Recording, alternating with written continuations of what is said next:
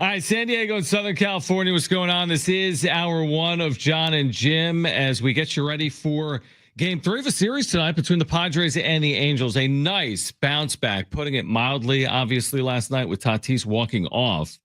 Kevin Acee is our Padres insider. He will join us coming up at 5 p.m. It wasn't looking great last night, truthfully. It's the 8th inning. The Padres are trailing. There are 2 outs, and they muster a comeback. Just a little flare from Gavin Sheets. And then what happened in the 9th inning, I think we were both surprised to learn last night that Fernando Tatis Jr. had never had a career walk-off home run in the major leagues. He had in winter ball, but never had in the major leagues. That just proves how hard it is. He's one of the best players in the game. What a moment for Tatis, and an important win for the Padres because they had lost to the Rockies. They had lost to the Angels. And now you look up, and Fernando Tatis Jr. to begin the day is like an MVP frontrunner potentially in the National League with his 11 home runs and his walk-off home run last night. That was much needed because we were going down that path again of, okay, the bullpen blowing the lead again.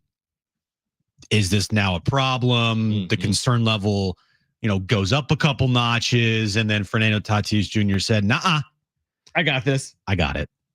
And in that at bat, there was a pitch. I think it was 2 pitches before his walk-off home run that he probably should have ended it right there because this pitch was middle, and he just missed it.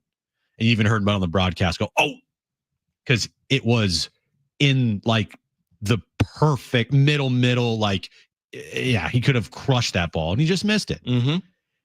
And then the ball that he hit out 430 feet.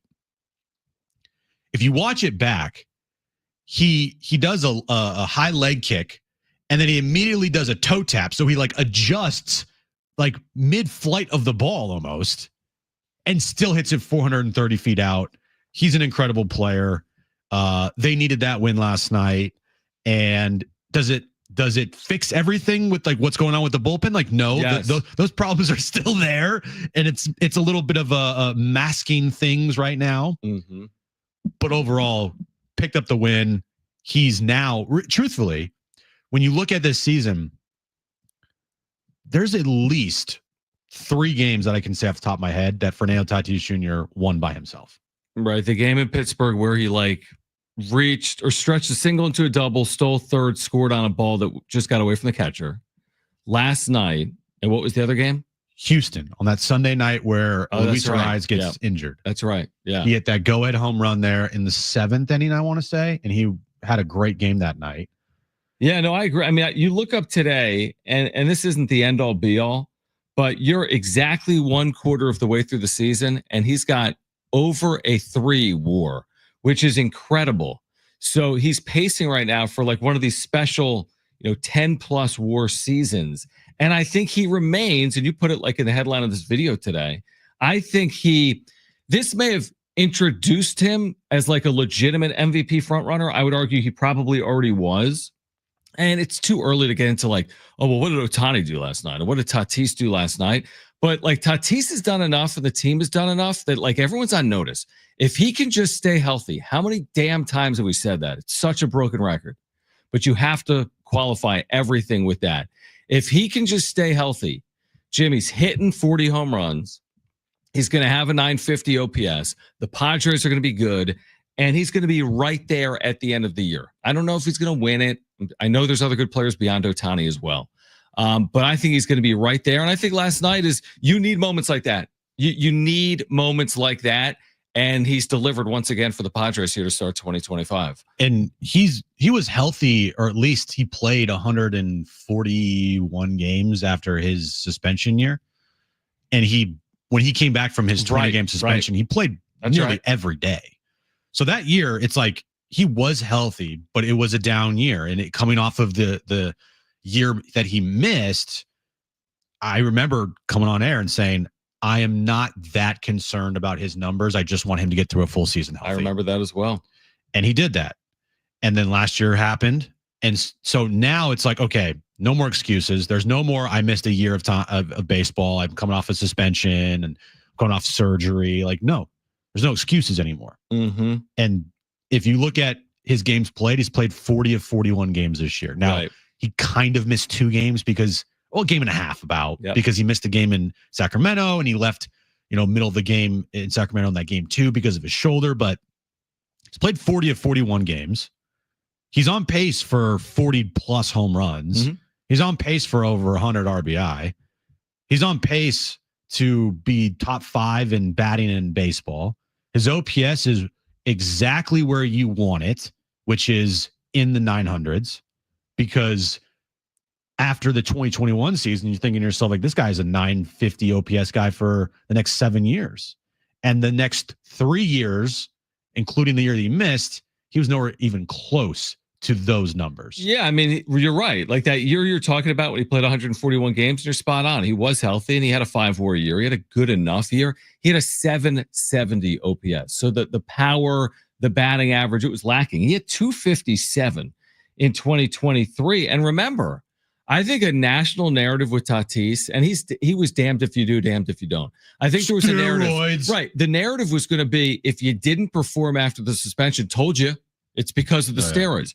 The narrative now, I actually saw some of it last night in some of the replies. The narrative now, with his 963 OPS, with his 11 home runs, with his walk-off 430-foot home run, is what's because he's on steroids.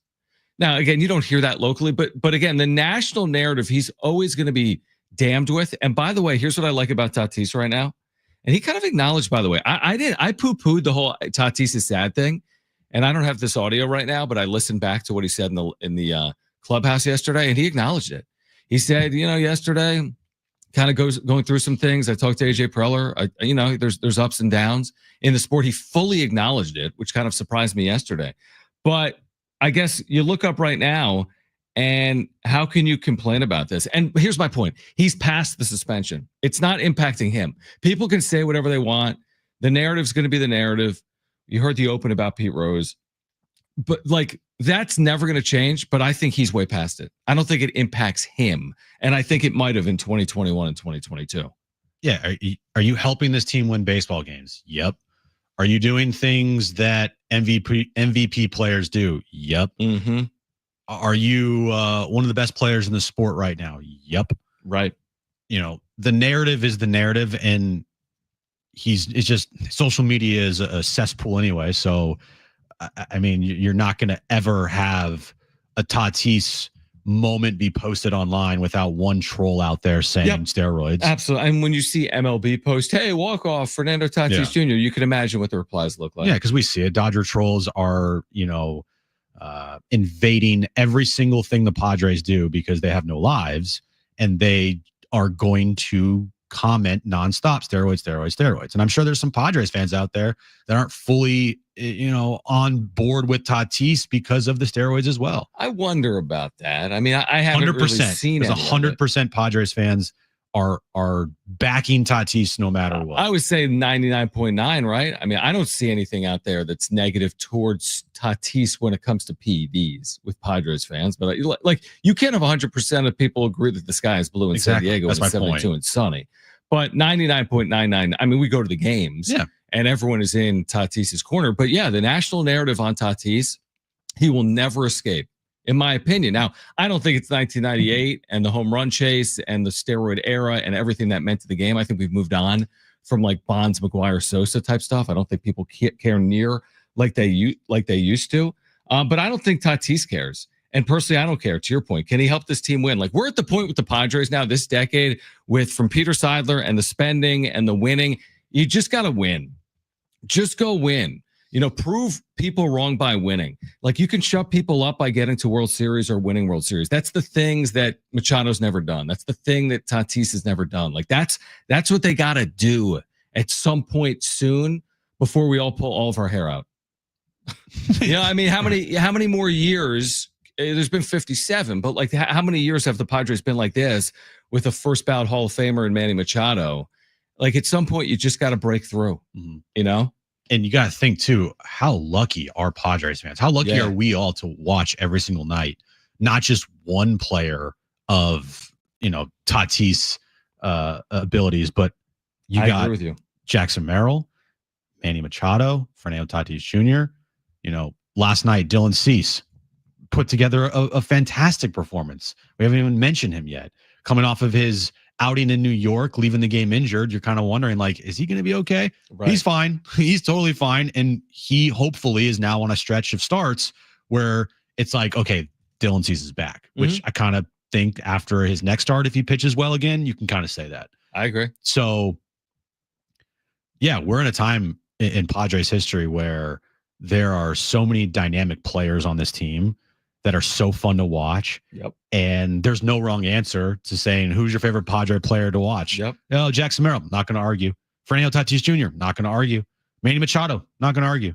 Like, there's so many players on this team that are so fun to watch. And not only are they fun to watch, they help the team win. Jackson Merrill, he is a winning player. Manny Machado, he has shown he is a winning player. Fernando Tatis Jr., case in point last night, winning player when he's healthy. So, yeah, it's one of those times where you have to enjoy the moment as much as you can, because you have to think it's been 2 decades plus since this Padres team was in a World Series, and now you could argue this talent pool is the most talented roster, or at least like players on the Padres that they've ever had. Yeah, certainly since 98. You're right. Not only has it been 2 decades, you're pushing 3. It's been 27 years since the Padres have played in the World Series. They've got a long way to go to get to another one, but they're off to a 26-15 start. Now, there is a concern, and we will continue to discuss it on the other side of this break. And I think if you're a Padres fan, you probably know what that concern is over the last 10 days. Plus, Kevin Acee is on the show coming up today at 5 p.m. Plus, Miles Bird, the Aztec, shows out at the NBA Combine. This is Jon and Jim on San Diego Sports 760 and live on the iHeartRadio app.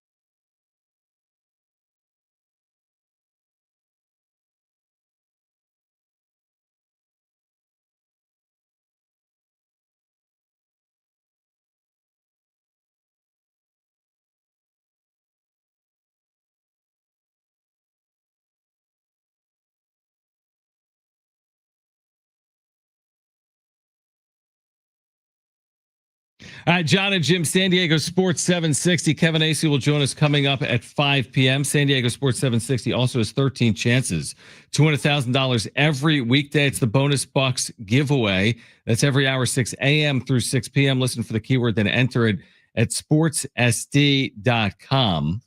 All right, so the caveat in everything that we're talking about, everything's great, greatest team ever. No team has ever had a walk-off home run. There were 5 walk-offs last night in baseball. You saw that? With all in a 2-hour span. 4 home runs. 4 within 5 minutes. Yeah, 4. I want to say this is correct. There were 4 home runs among 5 walk-off hits. Don't quote me on that, but there were all these walk-offs last night, right? Yeah, it was crazy. So they're 26-15, but however is the bullpen, since you said they were amazing, has continued to really be leaky.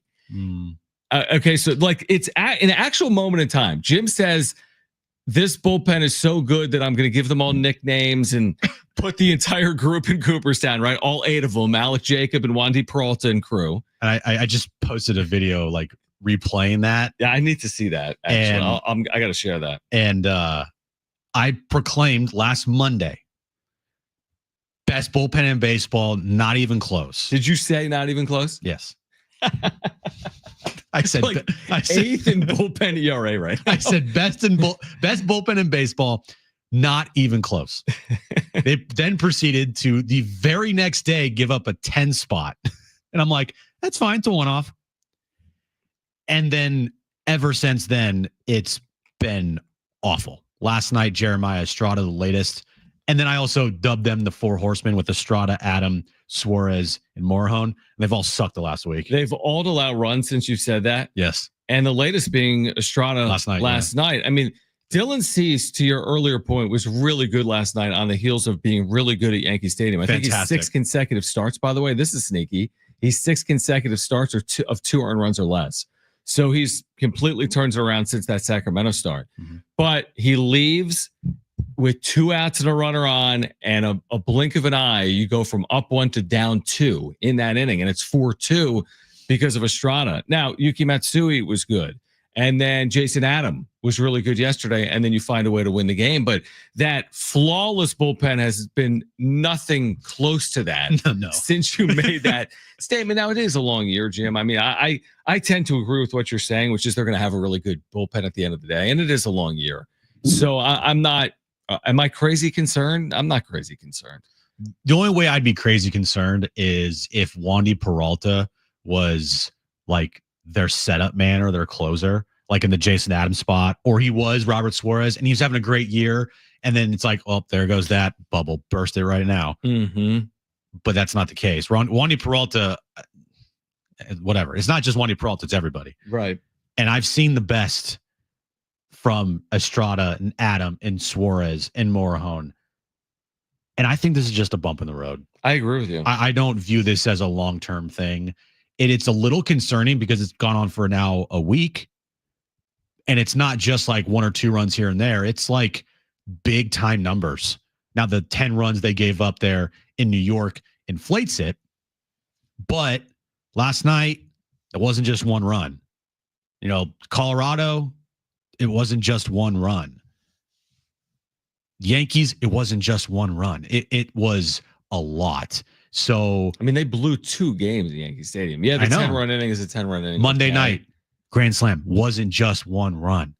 So, yeah, it's been a little concerning, but I don't view it as a red alert, DEFCON 1, this is a problem type of thing. They're just going to have to weather this storm. And thankfully last night, Tatis stepped up, won them the game with that walk-off, and you move on. I'd much rather have a struggling bullpen and they still keep on winning than the bullpen being the main issue why they just are losing series after series after series, which, by the way, hasn't been the case yet, even though New York was bad. They still have a chance to win today. And if they win today, then a bad bullpen for a week, they've won 2 of 3 series. Yeah, it's a good point. And by the way, if you tell me it's a blip and these guys are all healthy, I'm fine with it.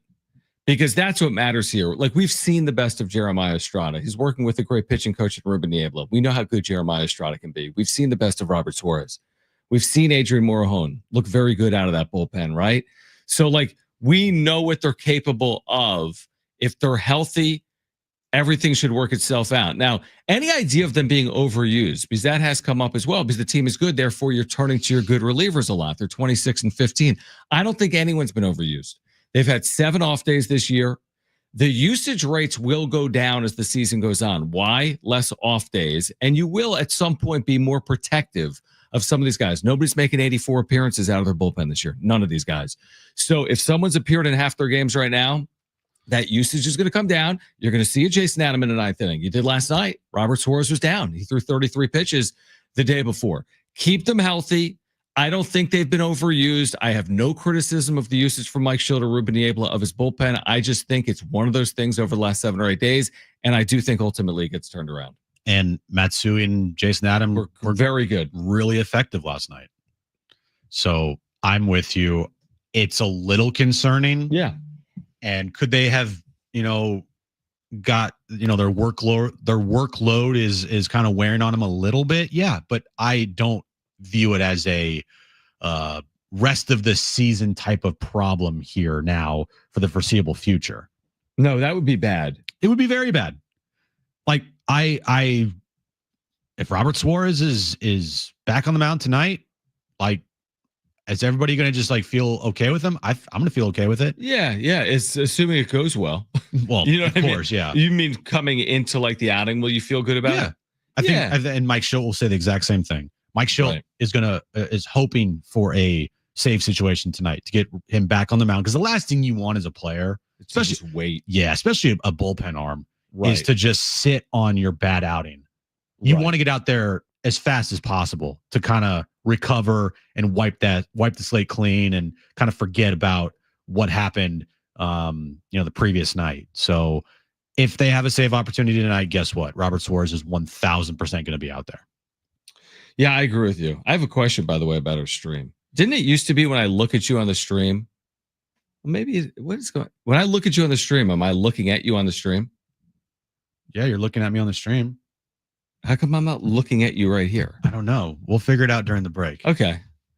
The StreamYard thing is okay. I don't know. Yeah, it's all good. You look fine to me. Okay, you're right. For some reason on mine, it looks different. You can watch us on YouTube, by the way. Search for Jon Jim 760. You can listen on the free iHeartRadio app. We're live each and every day from 2 to 6 p.m. Put us in your presets. And of course, you can listen on San Diego Sports 760 as well. On the other side, there's a lot to get into. I want to get into Miles Byrd as the NBA Combine is underway. Is he staying or going? What does it mean for San Diego State? Kevin Acee will join us coming up at 5 p.m. By the way, Tim Haggerty, voice of the Chihuahuas, will join us at 3:30. Yu Darvish is expected to rehab tonight, go 4+ innings and go 65 pitches. So before that game, I think they're in Las Vegas. We'll have Tim Haggerty, voice of the Chihuahuas, joining us at 3:30. This is Jon and Jim.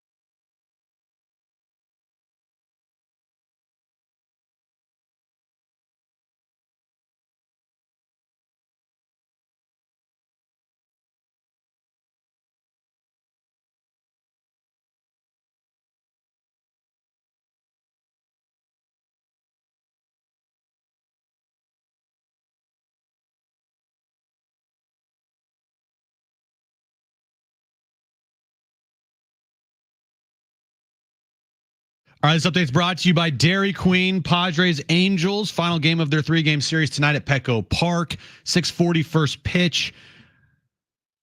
Padres looking for the series win. Moving over to SDFC tonight. They take on Colorado Rapids starting at 6 p.m. We have SDFC midweek live. 7 p.m. is when our SDFC pregame coverage starts, and then 7:30 is match day. Of course, tuning right here to your home of SDFC, San Diego Sports 760. Get big summer flavor in every bite with the new DQ Summer Blizzard treat menu, featuring new mixing bowl mashups, fan-voted s'mores, and more for a limited time right now at DQ. Happy tastes good at participating locations.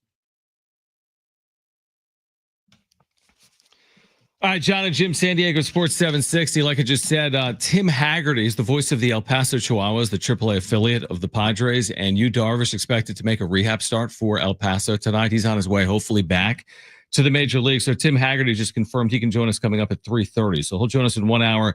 Kevin Acee from Petco, where the Padres and Angels will wrap up a 3-game series. Kevin will join us coming up at 5 p.m. So I, like most of our listeners today, of course, turned on ESPN2 at 11 a.m. for the NBA Combine scrimmage. There's Super Bowl, there's March Madness, there's NBA Combine scrimmage. So I was watching, you were watching, Brent was watching, Marshall was watching. So the reason I bring it up is Miles Byrd is in the Combine, and he's a critical piece, right, for San Diego State. He has been a big contributor the last 2 years. Of course, was on that Final Four team. And the question is, Jim, is he staying or going? This is a question that crosses a lot of these players that are technically, in the Combine right now, but they could still withdraw.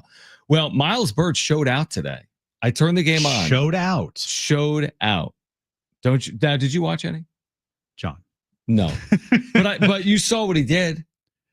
Well, I saw your tweet, and I saw a couple other tweets. I turned the game on right when it starts. 2 minutes in, he drains a 3. 30 seconds later, he drains a 3. Second half, drains a 3. Second half, steal and slam. 4 assists, no turnovers. 11 points, 4 of 7 shooting, 3 of 6 from 3. Steal, block, 4 assists, no turnovers in 25 minutes in a 40-minute game. So here's my question. 1 overall or 2 overall? Are the Mavericks now reconsidering Cooper Flagg as the number 1 pick after what Miles Byrd did today? Okay, side note, because I sent this to you and Darnay earlier today. This was actually on TikTok. I couldn't figure this out, but I eventually found it. Because I saw on social media that there was this viral meme going around of Nico Harrison giving the side eye, and it's from TikTok and it has 80,000 likes and tens of thousands of shares.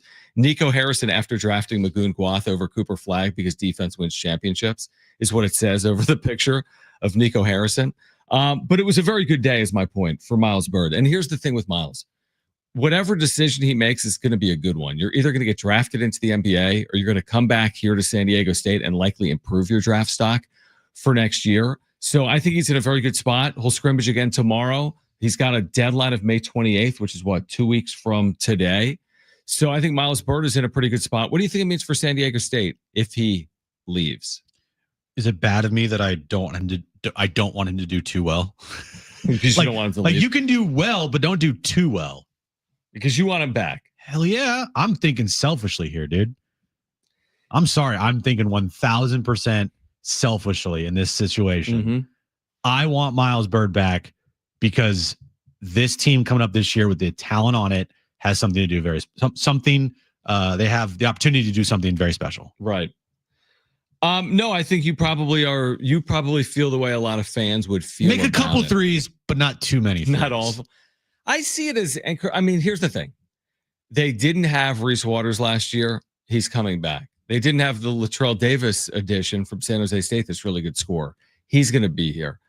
My point, I think, is they're, Miles Bird's a terrific player. I think he absolutely makes San Diego State better, but I do think they're prepared if he doesn't return to have the necessary wing scoring with guys like Davis and Waters. I'm talking about Latrell Davis and Waters and BJ Davis and others, Magoon Guath, obviously on the interior. So, and I think it's a good thing for San Diego State if Miles Byrd gets drafted, isn't it? Isn't it good when your players are sought after? Jalen McDaniels, Malachi Flynn, Miles Byrd, Kawhi Leonard's the perfect example, obviously, from 15 years ago. Is that a bad thing?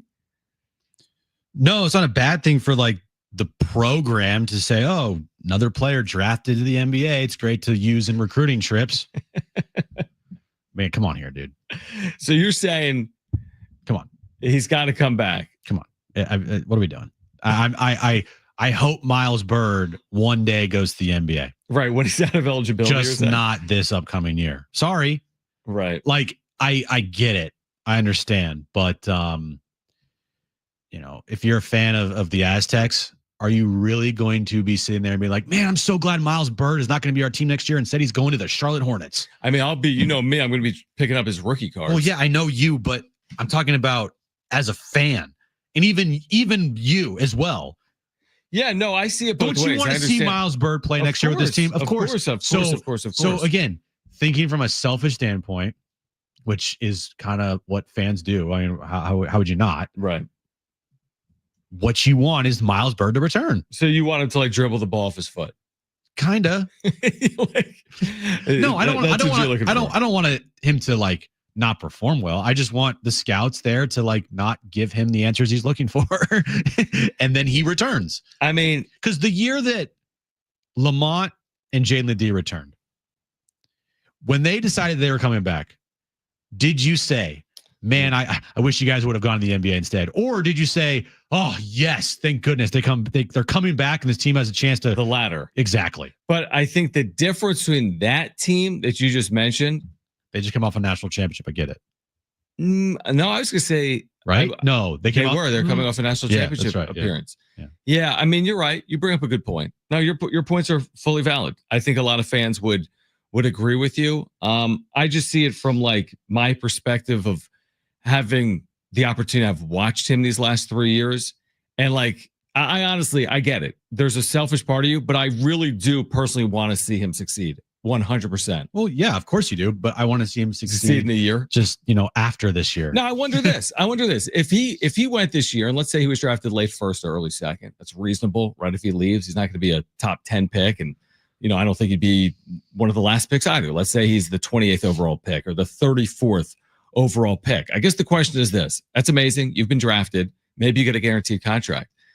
But if you return, how much higher is your stock 1 year from now? What is the dividend if you could have been picked 31, but you come back and now are you a lottery pick?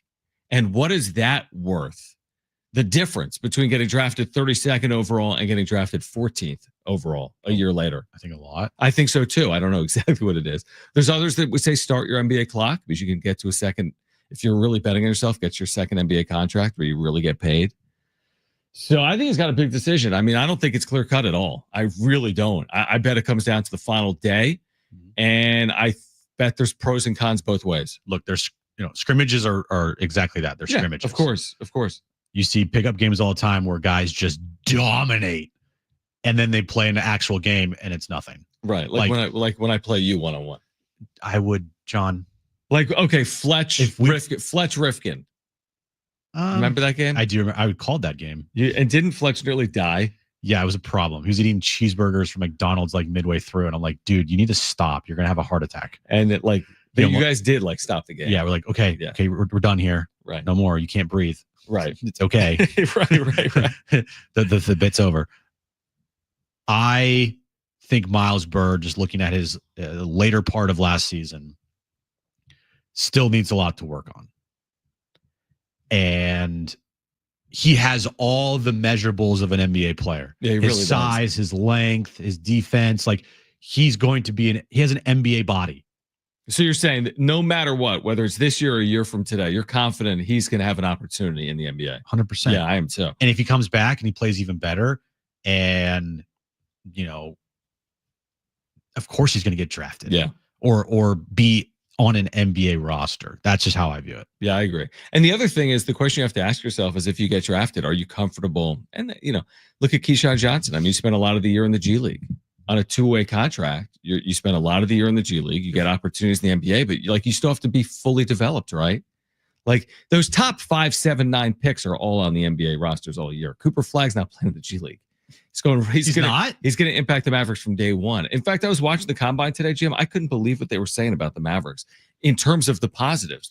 They're plug and play ready with this player to be championship caliber. I'm like, Are they? Is that where they are? with Kyrie Irving maybe coming back in January, this is what they were saying. Okay. Kyrie coming back with Anthony Davis, with what they can do in free agency, with what they might be able to do via trade, and with the addition of a player like Cooper Flagg, who day one doesn't have to be the most dominant player on his team because of the pieces around him. I'm curious to see how it all works. Yeah, definitely. Because you got, is it Gafford? Who's their center? I think they did say that. I think that's right.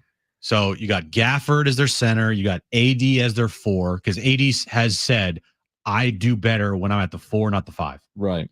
And they have multiple centers in Dallas. Yeah, it's Gafford. Are they like Derek Lively? Yeah, Derek Lively, yeah. Gafford, AD. That's your front line. Are you going to put Cooper at the 3? I feel like in the NBA, that's probably a possibility, truthfully. Okay. Right? Is Cooper Flagg's game a more perimeter style game or more in the paint?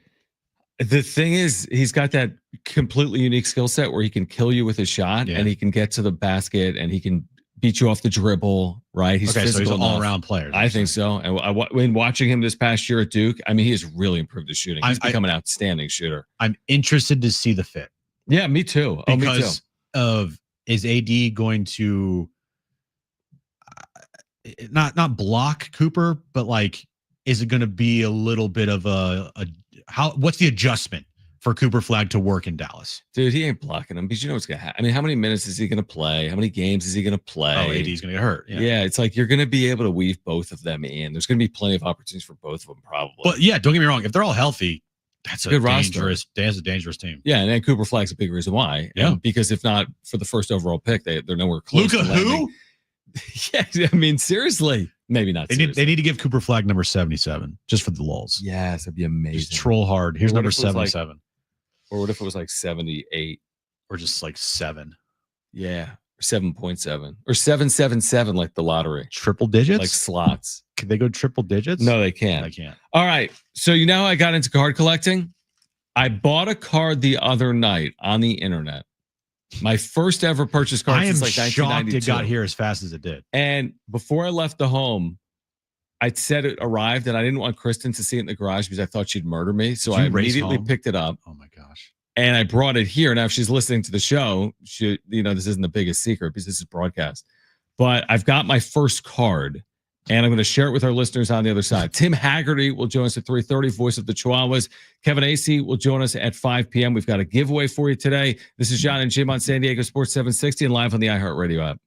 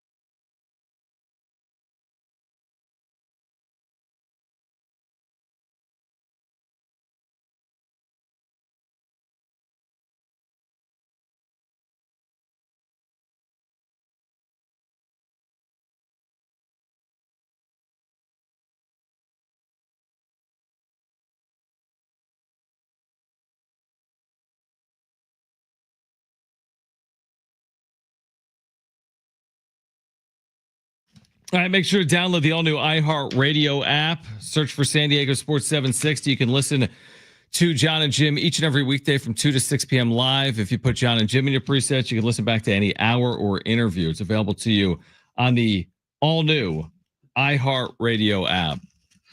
All right, so I think I have someone's address on this, by the way. But yeah. So what? So you bought a Jackson Merrill rookie card. Well, the way to ruin it. But I mean, it is a Jackson Merrill rookie card. You didn't want me to ruin it for you. No, I know what it is. But for our listeners didn't know what it was. I ruined it. Correct. I completely ruined it. But that's fine. I mean, what are you going to open and be like, ooh, what did I get? No, I'm just going to tell our listeners that the first card I've purchased probably since 92, when I would go to like card stores and like look at cards. And then I didn't do it for 30 years because I don't know. Became an adult. Basically, I didn't become an adult at 12, but yeah. But now I've gotten back into it, as I've been telling you and our listeners. I mean, I'm deep. Kind of into it. I'm watching videos. I'm staying up late. I'm searching for like Halliburton cards for my wife, who's a Pacers fan. You are legitimately sneaking behind your wife's back to buy cards. Correct. Yeah, that is accurate. You said that pretty well. Here's the other thing. That I was watching a top 5 hottest cards right now video, because why wouldn't I? By the way, the number one the number one of the top 5 is Pete Crow Armstrong, because why wouldn't it? Because Jim is the ultimate jinx. Of course it is. The number 2, and this is across all sports, of some video I watched last night, was Leo DeVries. So then I started searching for every Leo DeVries card in the world. Anyway, why can't I open this? Because you're weak. Here, try to open this. Give me it. Okay, I got it. All right, there you go. You're opening the. What's wrong with you? I'm not that strong. I know you're not. How many vegans does it take to open a package? Oh, there you go. Okay. I didn't rip the card. No, that would have been bad. Well, it's in a case. Okay. Like a real case. But still. So, again. I am shocked that you actually got this and got it. And it was like real? Got it. Yeah. Well, we don't know yet. We don't know yet. Well, it came through the PSA vault on eBay. Like, it's like verified by PSA, the grading service. Okay. For our listeners, whatever that means, it means something. Nah, I don't even know if it came through the PSA vault, to be honest with you. Because I don't think it's PSA graded. But let's take a look. Okay. This thing is like. This guy didn't mess around with the packaging. No. You'd think he gave me like a LeBron signed rookie. This is such bad radio. Hold on. This thing is packaged like Fort Knox here. Exactly. All right. Got cardboard on my it. First card purchase since 1992. Now, how much did you purchase? Is this wow Jackson Merrill rookie card? X-Fractor, whatever that means, rookie card. So you bought something you have no idea what it means. This was $69,000. Now it's valued at $38, but I really wanted to bring it home. Hold on.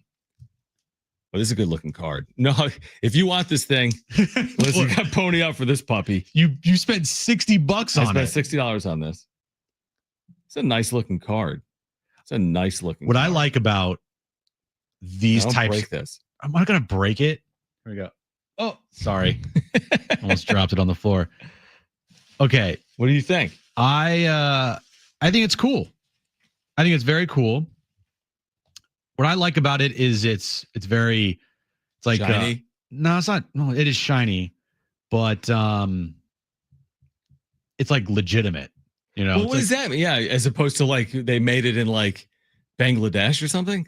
No, like it's a card that's graded. I don't think I've ever held a card that's graded. Yeah, I'm all in the grading game right now. No, I would hope so, because that's how you make the money. But you know, I want to get some cards graded, and I just haven't done it yet because it takes forever. Listen, you know a guy. I know. I'll do it for you. So this thing is valued at what? $50? Yeah, maybe. I spent like 60. I think it's probably worth like 40 or 50. But here's the thing: I'm not in it to be like a day trader. I'm not like buying stocks. So what are you going to do with these cards? I want to hold on to these until I have an opportunity to like upgrade. So like maybe I have a chance to get like a better Merrill card or like more Merrill cards. But like you can't go wrong with a Jackson Merrill rookie card. John Morosi yesterday, you think you're a jinx. John Morosi yesterday on MLB Network, they're like, hey, what's the ceiling on Merrill? He's like, Hall of Fame. I heard that, yeah. Like, oh, okay. That's a pretty significant ceiling. So I got Merrill. I've since ordered another card. Did I tell you? No way to bury the lead. What did you order? I'll tell you when it arrives. What did you order?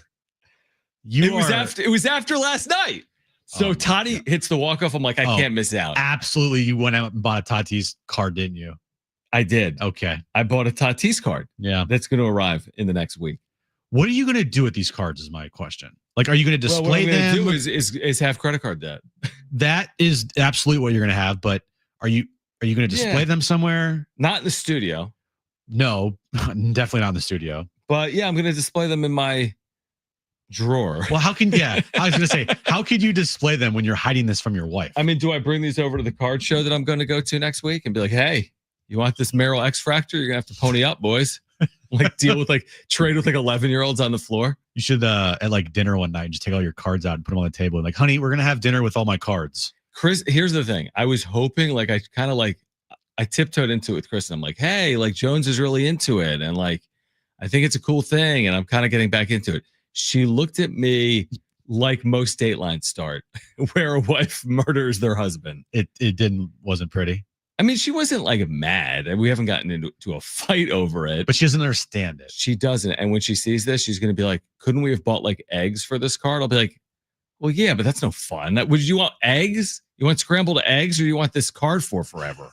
You want a legacy, or you want to have like a egg sandwich? So what you're saying is now that card, you're fully invested into Jackson Merrill needs to become a Hall of Famer because Correct. if he does, and if he goes 0 for 4 like he did last night because you jinxed him, that was on me, dude. Right? We even said it yesterday on the show. Watch, Jackson Merrill's going to go 0 for 4 tonight. Guess what happened? 0 for 4. He actually went over. He flat out to the warning track a couple times, didn't he? He got a little unlucky last night. He got a little unlucky. But there was a big moment late in that game, and he struck out, and it was like we were texting back and forth, and it was that at bat. Ruined my mentions. Cubs fans are just having a field day with me right now, even though I still contest that I would 100% take Jackson Merrill over Pete Crow Armstrong. Not to say Pete Crow Armstrong's not good baseball player. He is. Right. But there's this one like account that is just trolling the hell out of me. Are they still trolling you? Oh yeah. The one that was in Chicago that like made fun of you because of like you said, go complain with a wall. So they're pretending like they're complaining to a wall. This dumb tweet, John. Ready for this? Ready? This dumb tweet has where is it? It has 343,000 views. So it is blown up to a point where I'm just seeing all these troll comments. How can you go anywhere without being just like hounded? I'm surprised people aren't asking you for an autograph with all those views. No, people don't ask me for autographs. They tell me I suck and I'm an idiot. True. That is true. Anyway, or they say, "Are you John?" I need you to take a photo of me with this. Okay. No, I can't show Kristen though. No, maybe she's not going to see. She's not going to see. I'll take a photo live on air. Here we go. Ready? All right. John's first big purchase. Everybody. Yeah. Document the moment. Wow. I might trade this. All right. If you got an offer, let me trade know. It. If anybody's got a better card, I'd trade you. This is a lifetime card. They're like, yeah. We're gonna go around at the card show, like, hey, anybody want to trade this Jackson Merrill card for a Tatis card? How does Preller do it when he wants to make a trade? That's good. It's not like this. I'll trade you this Jackson Merrill card for two. I'm going to show regular refractor Jackson Merrill cards. Oh. Hey kids. Anybody want a Jackson Merrill card? Come on in. Some candy for you too. All right, Tim Haggerty, voice of the Chihuahuas, will join us coming up at 3:30. We'll talk about Yu Darvish making that rehab start tonight for the Chihuahuas. I believe they're in Las Vegas. And then Kevin Acee will join us coming up at 5 p.m. The latest on the NBA postseason, where the Warriors are playing for their postseason lives. Their final game is tonight, John. All right. We'll find out if that's the case or not. Hour 2 of Jon and Jim on San Diego Sports 760 and live on the iHeartRadio app next.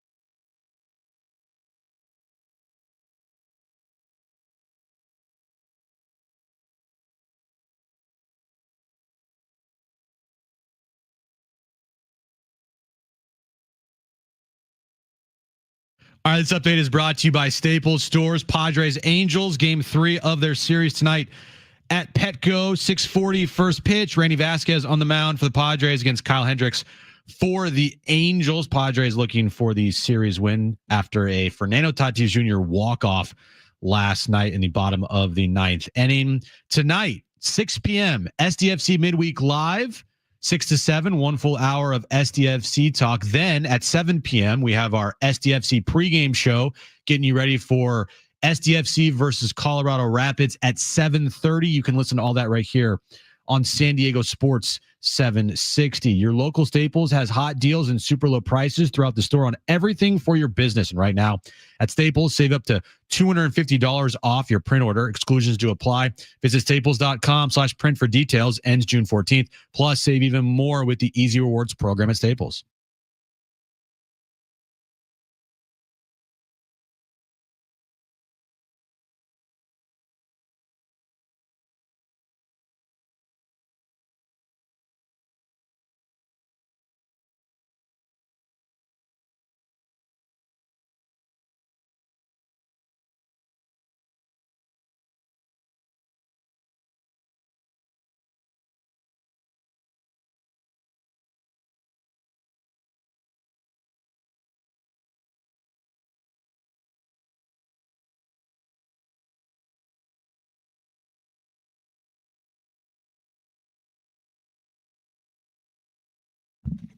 All right, San Diego and Southern California, what's going on? This is hour 2 of Jon and Jim. We will have Tim Haggerty, voice of the AAA affiliate of the Padres, the Chihuahuas, the El Paso Chihuahuas. He'll join us at 3:30. That's because Yu Darvish is scheduled to make a rehab start tonight in AAA. So Tim Haggerty, a friend of the show, will join us at 3:30. And Kevin Acee from Petco, where the Padres will play the Angels in Game 3. Jim, that is coming up at 6:40. Padres trying to win the series tonight behind Randy Vasquez. They've kind of been gifted opportunities in the first 2 games of the series, right? Angels defense has been awful. Yeah, they're not a good baseball team, John. Padres should have won the first game, blew a 2-run 9th inning lead. And then yesterday, the Angels kind of had the game wrapped up, didn't play well defensively late. And then, of course, Tatis took matters into his own hands. But I'm with you on that. Like, win this series, to me, that's going to be a big difference. What we have to say tomorrow about the Padres based on whether they win this series tonight or if they lose this series tonight. Yeah, last night, the Angels made a lot of mistakes that the Padres capitalized on. Mm-hmm. Early in the game, they scored a run on a throwing error while I believe Xander Bogaerts was at the plate. And then Jason Hayward was at the plate. Check swing, another throwing error. Gavin Sheets, he hits the ball in a no man's land. Manny Machado, ball off the catcher, would have been out if the pitcher caught it. But, he applies pressure. He forces the Angels to be perfect, and they weren't. Yep. And so the Padres definitely took advantage, and that's what good teams do, is they take advantage of the other team's mistakes, and that's what they did last night. Other than the Tatis 2-run homer to walk that thing off, it wasn't the prettiest game offensively at the plate from the Padres. Yeah, you're right. Because they fell behind 1-0 early, and then they took the brief lead, and then Estrada allowed 3 runs, whatever inning that was, when Dylan Cease left. You're right. It wasn't their best offensive performance, yet they still did find a way to win, which I do think is encouraging. They scored 2 runs off of Angels throwing errors. Yeah, which is what they did, by the way, the night before, because Xander Bogaerts bounced the ball back to the mound and the pitcher threw it into right field. And 2 runs scored 2 nights ago. Yeah. So whatever. I mean, good teams take advantage of other teams' miscues, which is what the Padres have. They apply pressure. They don't feel it, John. The Jackson Merrill line. Winners find solutions, John. Exactly. And by the way, we haven't mentioned in the first hour with all this Tatis and Merrill, or we haven't really. And card talk is Manny Machado. Oh, that guy. And the year that he has put together for the San Diego Padres. I mean, it really should be mentioned. It's notable. He's hitting .331. It's no longer the best in the National League because Freddie Freeman's not qualifying, but I think he's second in the National League. He's just put together, a more than solid start to his year, other than the lack of power, which I'm not at all concerned about, because he's hitting .331. He's hitting something like 12 or 13 consecutive games. 13, thank you, consecutive games. He's got an .880 OPS. I think Manny Machado is playing some of his best baseball as a Padre to start this year. To start a season, absolutely. Mm-hmm. The power numbers are not there yet, but what have we said over and over? They're going to come. Yeah. He's going to have a month where he hits like 7 or 8 home runs and be just absolutely red hot. He's going to get to around 28. He has not in his entire Padres tenure, he has hit 28 home runs or more in every season. Right. Take away the 2020 year. Yep. Which he would have hit well over 30 because I think he had like 16 that year. Yeah, he was so good. Yeah. 16 in 60 games. Like, whoa. So the power numbers will come. He is doing everything that you ask of him. He's played in every single game this year, which is that's impressive. A staple of Manny Machado. He just posts and just plays every single day. But 14 doubles, 3 homers. The slug is going to get there. He's going to hit more home runs this year. But so far he has been, I think when I said yesterday, like quietly, he's put together a really, really good season. Quietly, he's been one of the best players in baseball so far. You're right. I do think it's quiet. It's kind of gone under the radar with the start that Tatis had with power, with the Merrill contract and 15 games he put up where he was hitting 467 heading into yesterday. Yeah, it has kind of gone under the radar to start the year, which I think is maybe a good thing. But the idea that I think we had Dan Zaborski yesterday say, he said that there were those that believe that like there were some indicators that Manny Machado, like there'd be that regression. And maybe you've even seen some of it in the last year or two. He has said, forget about regression is what he has said. I mean, he's just so solid. I do wonder, his bat is going to play for a long, long time. Yeah. Now, I don't know about his fielding, and I'm not even concerned about it right now as a 30. He's still elite. He's still elite right now, but wouldn't you agree with that point that we talk about like, okay, Xander, when he ages, or 35-year-old hitters are not going to look like 25-year-old hitters. If there's an exception, because he's never been this 50 home run guy, like, could we look up, would you be surprised if in 2028, Manny had a 825 OPS with 25 plus home runs in 2028? No. Either would I. He'd be a 35 or 36-year-old. And with the DH, you're going to, expand your baseball lifespan. You think he'll be DHing by then? Maybe more so. I don't know. Maybe. Yeah, maybe. But I just, my point is, I think his bat's going to play a lot longer. I think he could play in the field for a long time as well. Yeah, I think you're right. Like, I just think that he's that good. Like, he is so smooth over there at third. Does not put a lot of wear and tear on his body defensively. Mm-hmm. Now, other parts of the game, like, it wears and tears on him, and he deals with injuries all the time that he'll never talk about. Right. But it's nice to see a healthy Manny Machado, because he was not healthy last year, and we knew it. He knew it. And the numbers showed until he said, F it, I'm going to blow my elbow out. I don't care. I'm going to get my numbers and I'm going to help this team win. Mm-hmm. And he did that. His second half was incredible.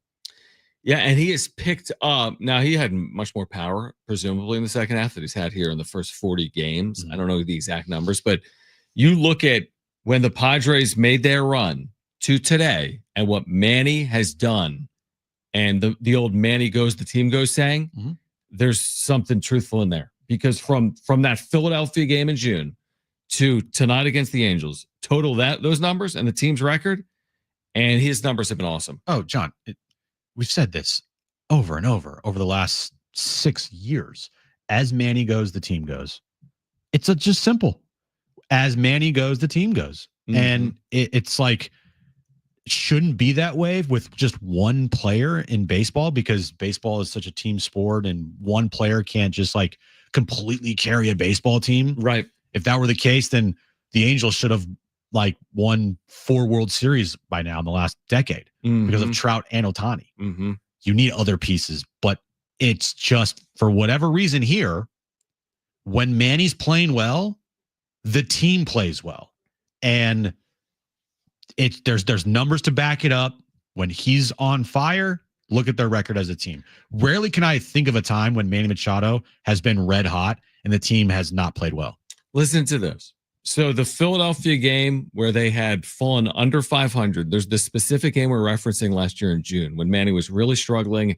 they were in danger of getting swept on a road trip, I think, and they beat Ranger Suarez, right? Mm-hmm.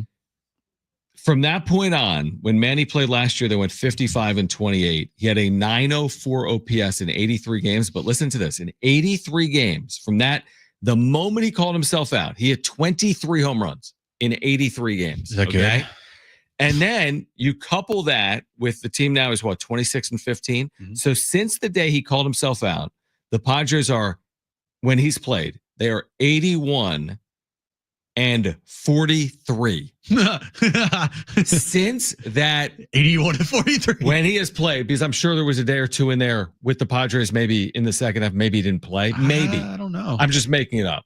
But I'm just telling last year. I'm just telling you they went 55-28 in these 83 games after the Phillies game. And now they're 26-15, right? And he's got an 880 OPS. So, like, that's unbelievable. That is a wild number.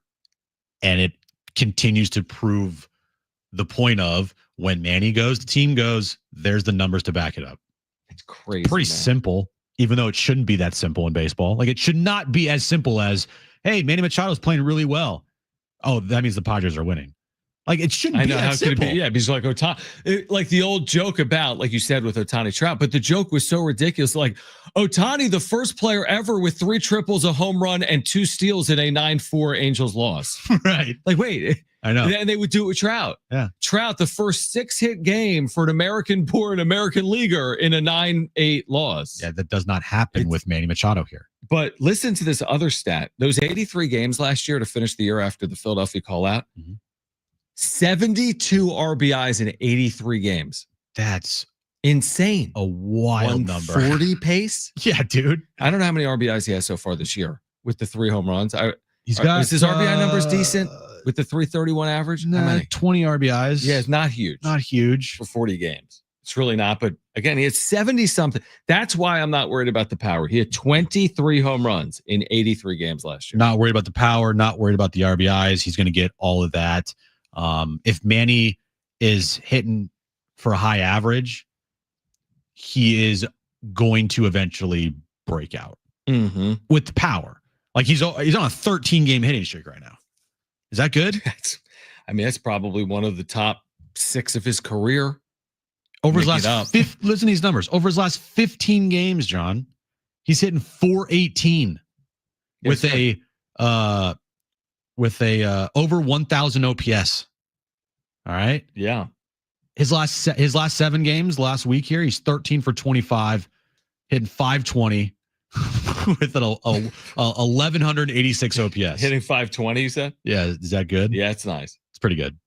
So he is red hot, and it's been a very quiet red hot, if that makes any sense, because he is not hitting for power yet. He is not having games where he's driving in like 4 runs or 5 runs. Like, he's just being as consistent as they come, and he's still such a huge power threat at the plate that the numbers, the power numbers, are going to show up.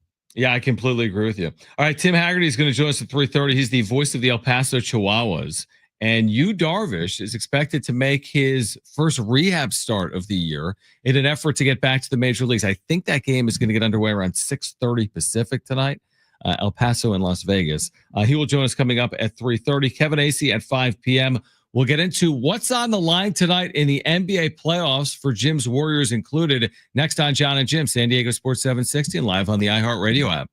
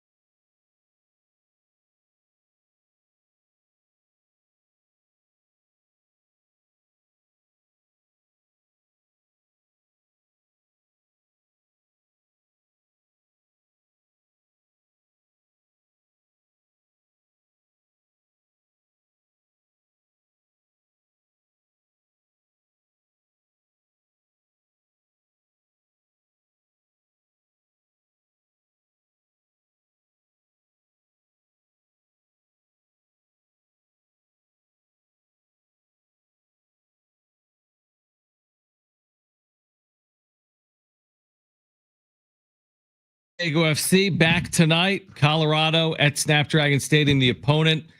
You can hear the match beginning with pregame coverage at 7 p.m. SDFC Midweek Live begins at 6 right here on San Diego Sports 760, your home for SDFC.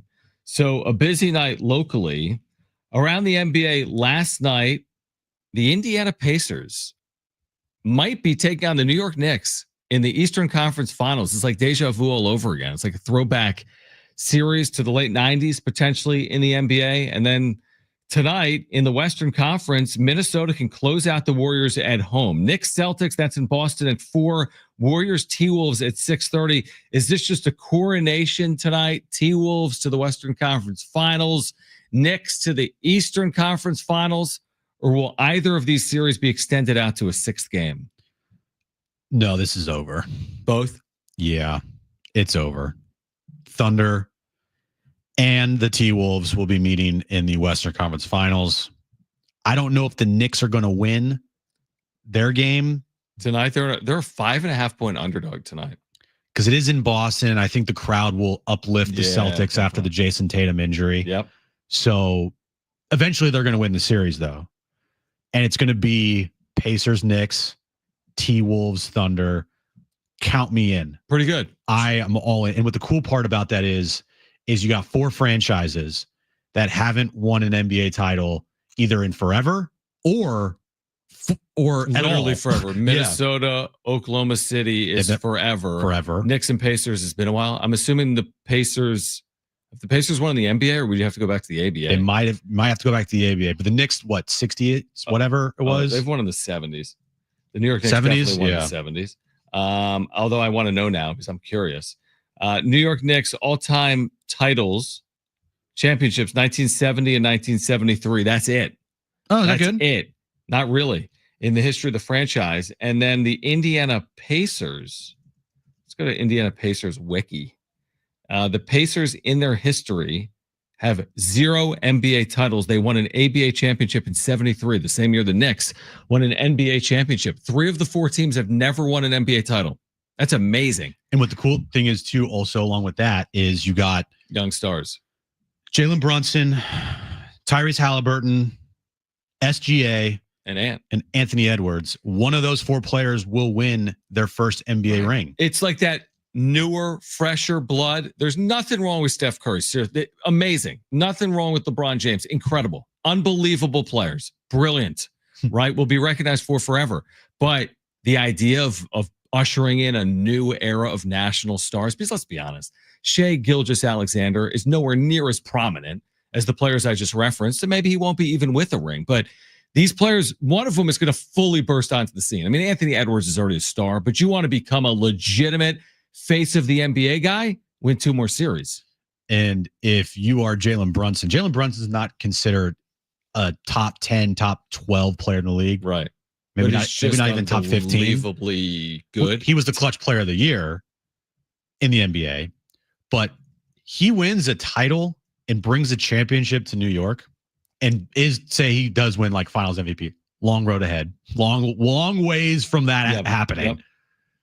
But Knicks fans are going to view Jalen Brunson as like greater than Michael Jordan, Wilt Chamberlain, LeBron James, and Steph Curry combined. Yeah, you're right. He will become a cult hero in New York, never have to buy another thing in that town if he leads them to an NBA title this year. 33rd overall selection, incredibly, from Jalen Brunson, who has just won everywhere, obviously, throughout his entire career. And you're right, there are no assurances, but the Knicks have, I don't know if it's an inside track or not, but a legitimate track with home court to get there. Like, this isn't just like, thanks for showing up. You made the Western Conference Finals, but you're running into a historically good team. That's not what they're going to do. The Indiana-New York series, you could make a case for either of those 2 teams. Did you see? I don't know. I know you didn't see this. Brent, I think you might have saw this. So WWE. I didn't see it. I know you didn't. Probably it was like last year. They were at the Garden, or they were in, I forget where they were at. And they did this angle because they had Tyrese Halliburton there with Tyrese Halliburton and Jalen Brunson. And they're like in a ring together. I saw it on social. With like a chair, and it's like they're going to fight. It's like, yes, give me that. WWE, Bring it to the NBA. Are they going to do that? No, they're not going to fight. They're not going to do like a chair at center court to start it? TLC match to see who goes to the NBA Finals. What's TLC? Tables, ladders, chairs. Well, what about each team can use one per series? One chair? They get to take one chair to one person's back? It's a technical, but you can use it at any point in the series. It's 2 shots in the ball. Draymond Green was like, where can I sign up for that? Where's my chair, Where's man? my chair at? Where's my chair? That's hilarious. You know, he was fined $50,000 the other night for on the court, like, I guess. Wasn't he critical of officiating? No, he was yelling at the players like, hey, this point spread's 5.5. Point spread's 5.5. So he was he got caught on camera for it. So it was like impacting the credibility of the NBA. So they fined him. Yeah. Because he was saying the refs basically suck and the point spread was 5.5. Gotcha. That was the game he fouled out with like 4.5 left to go in the fourth quarter. They officially said he was questioning the officials' integrity. Oh, integrity. Yeah. Oh man. Let me ask you this: if the Warriors do lose tonight, when they lose tonight in Minneapolis, like, can this still be run back? How much longer can this be run back to win? I mean, it's so hard because they're so old. That's what I mean. And if the Warriors were healthy and there wasn't a game every other day, it'd be really good. And it was set up to have at least minimum 2 days off between games. Then like Steph would be amazing. They would be good and they'd be tough. It'd be tough out because Steph healthy, he affects and does so many things on the court that you just don't see in a box score. His gravity, you've heard that before. Steph's gravity helps everybody else on the Warriors. And where did you steal that from? What do you mean? I didn't steal it. That's just what it's called. It's like Steph's gravity. What do you mean? Yeah. What is that? What he does on the court, he gravitates the other defenders towards him. That opens up shots and lanes for his teammates. I've never heard it said that way. Really? No, I like that. Oh, that's like a huge thing with Steph is that his gravity on the court is right. He tilts the floor. Oh my gosh. When he's running up the court, every defender immediately goes to Steph. Yep. So that leaves Buddy Hield open. That leaves Jimmy Butler in a one-on-one situation. You can't double Jimmy if Steph's on that same side of the court. Right. So you give Jimmy an opportunity to go one-on-one. And now what they're doing is they're crashing in, they're collapsing the lane. They're not letting Jimmy go one-on-one. And by the way, even if he is going one-on-one and he does get stopped in the middle of the lane because you got Gobert back there, there's no one to pass to that's open because Steph's not out there with his gravity effect or running around like like that. Causing havoc. I'm gonna start using that for Tatis. His gravity. He takes the fielders. So many of the fielders are concentrating on what Tatis is gonna do. It doesn't really work in. I know in baseball. It worked for Sheets. It works in football. It worked for Gavin Sheets because he placed a ball where the fielders weren't. Man, that's crazy. Did he do that on purpose? You could argue he did last night. All right, Tim Haggerty is going to join us. Voice of the Chihuahuas on the other side. He will be calling Yu Darvish's rehab start tonight, El Paso and Las Vegas. What are the expectations in terms of innings and pitches for Yu Darvish? We'll catch up with Tim Haggerty next on Jon and Jim, San Diego Sports 760 and live on the iHeartRadio app.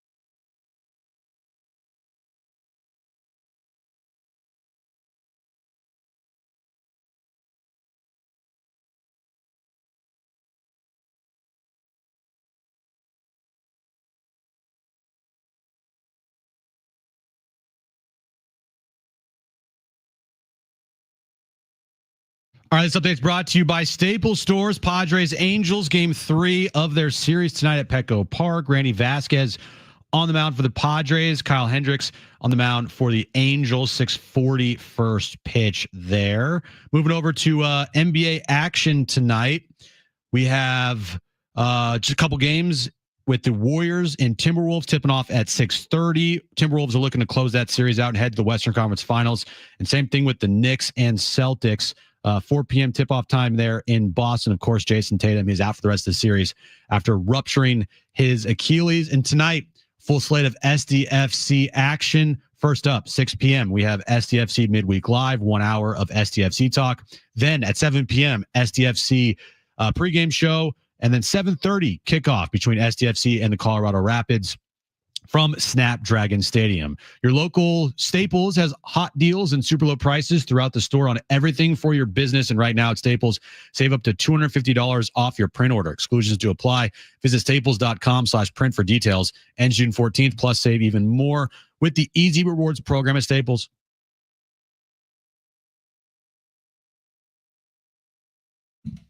All right, Jon and Jim, San Diego Sports 760. Padres at 6:40 tonight, but their AAA affiliate will be in action later on this evening as well. The El Paso Chihuahuas in Las Vegas tonight, and Yu Darvish will make that rehab start for El Paso. And Tim Haggerty, voice of the Chihuahuas, back with us on Jon and Jim here in San Diego. So, Tim, we always appreciate your time.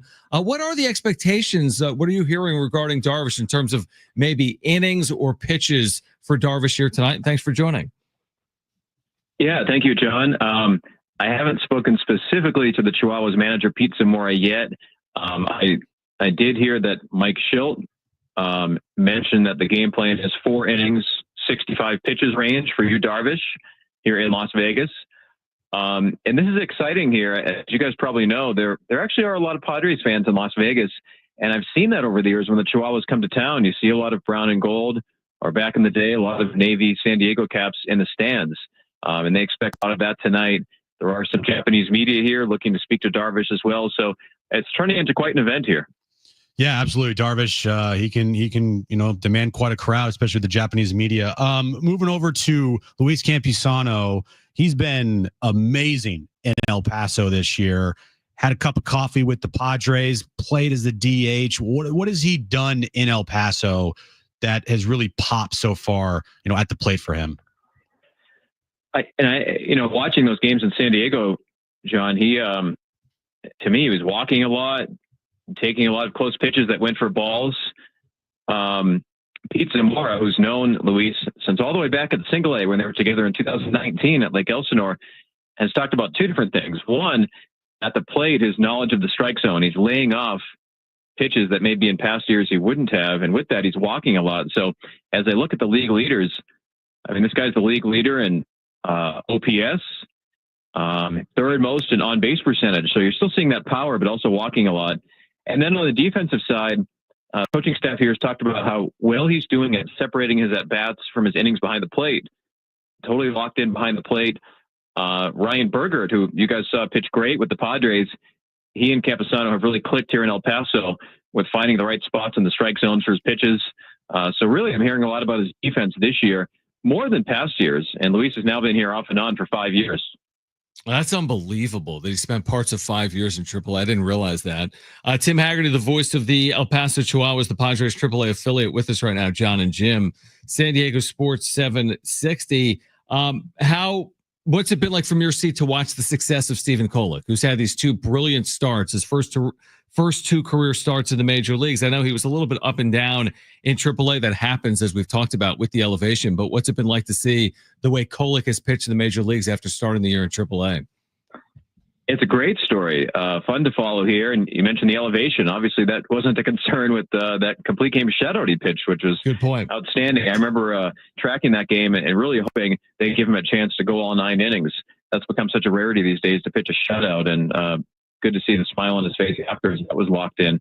But the coaching staff here has really talked about his transition from a reliever to a starter and how well he did with it and how quickly he did last year to this year, becoming a starting pitcher. So happy to see that happen. And we've really seen some strong pitching here in El Paso with Bergert, with Kolek, And I think some other guys that could find their way to San Diego as well. Wouldn't be surprised to see somebody like Omar Cruz back if there's an opening, among others. And, speaking of pitching guys, Reese Kinnear, who you guys saw as a starter in San Diego, has unofficially become the Chihuahuas closer. Leads the Pacific Coast League in saves. Coming back off arm surgery. He was sort of forgotten because he didn't pitch anywhere last year coming back from arm surgery, but they tell me his velocity is up and could be somebody to watch down here in El Paso as well. Another player to watch, Clay Dungan. He's played really well down there in El Paso. I think he was the player of the week for the El Paso Chihuahuas recently. So what has he shown down in El Paso for the Chihuahuas? Yeah, I think versatility is what will get him to the major leagues. Last year, he went from AAA down to AA, but it wasn't a demotion in a sense because he was going there to learn the outfield. So now with El Paso, he'll play center field, left field, third base, second base, shortstop, and I think that'll help him. He had an eventful week. He last week in El Paso had an inside the park home run. A couple of days before that, he had a baseball rarity, a post-game ejection as the Chihuahuas were shaking hands, celebrating a win. He made a comment to an umpire and got thrown out of the game after the game. And you might say, well, what's the point of that? And the reason is he still is eligible to be fined when that happens. So there is still a small penalty. Oh, wow. Very interesting. Tim Haggerty with the Chihuahuas with us right now. Jon and Jim, I do want to circle back to Yu Darvish for a moment. I guess it's just one start at a time, right? I mean, if you are going to go 4 innings or 65 pitches, that I guess would give you at least a pathway maybe to get back to the major leagues for your next start. But I'm sure it's contingent based on how he feels and what kind of length he gives them tonight, right? Yeah, and that's a good point. Frankly, covering a lot of rehab starts over the years, I was a little bit surprised that the first one, they're talking about that many pitches. Usually it might be about half that. Clayton Kershaw recently faced the Chihuahuas as he's working his way back to the Dodgers. And his early rehab starts, it was, they're talking about 45 pitches, 3 innings. Darvish a little bit higher on both the innings and the pitches. Now, maybe part of that is that it's only mid-May. He hasn't been out for as long of a period of time as maybe somebody coming back from a more serious injury, but also shows that I suspect he's been throwing some longer outings on the side. So I'm curious about that as well. Is this a case where it's only one start, and if things go well, then we're talking about a return to San Diego? This is definitely more pitches than your typical first minor league rehab assignment. I want to ask it from this perspective because in the PCL, the travel is so extreme, obviously. And you've been there in AAA covering these teams. So tell me if it's rare or not. Has it been rare to have Padres rehabbers on the road? Or is it just kind of based on time, circumstance, location? Again, San Diego's not terribly far from Las Vegas. So maybe this is even easier than El Paso. But is it somewhat rare or not to have a rehabbing player of Darvish's caliber appear on the road in the minor leagues? I think the second part you said is it's really about the circumstance. Yeah. What I've observed over the years is if it's going to be a longer rehab assignment, they like to use El Paso during a homestand. We're fortunate. It's a great ballpark, everything like the indoor batting cages and the training room, state-of-the-art facility. If it's going to be longer, they'll like for them to be there, especially if it's a position player for an El Paso homestand. But for a pitcher, it really varies. I think, last year, for example, Darvish pitched at Fort Wayne, and I think around that time, the Padres were on a road trip, Pittsburgh or Cincinnati. So that made sense. He was a little bit closer to where the major league team currently was. So I suspect in this case, it was geographic. Las Vegas is such an easy airport to get in and out of. There's plenty of flights. But I've also heard that if it's a player of Darvish's caliber, sometimes they'll give the player a voice in that. I remember when Fernando Tatis Jr. was coming back, he evidently has a great working relationship with the El Paso hitting coach, Raul Padron, and that factored in to what affiliate he played for, somebody that he has a history with that really knows his swing. So I think there's a lot of different factors on where they'll go. Kyle Hart made the rotation out of camp here. He is now back with El Paso, had 2 starts here with you guys. What have you seen from Kyle Hart? He was in the Padres rotation earlier this year, looking to make his way back, but how has he looked in his brief outings down in El Paso so far? Strong. And it's interesting with Kyle Hart here. Guys like Omar Cruz, who we mentioned earlier, Jackson Wolf, who you might remember as a brief Padre in 2023, made his major league debut. He's pitching great. El Paso's throwing out 5 left-handers at times in their rotation, really lefty-heavy rotation. But Kyle Hart is one of those, and he's pitched well.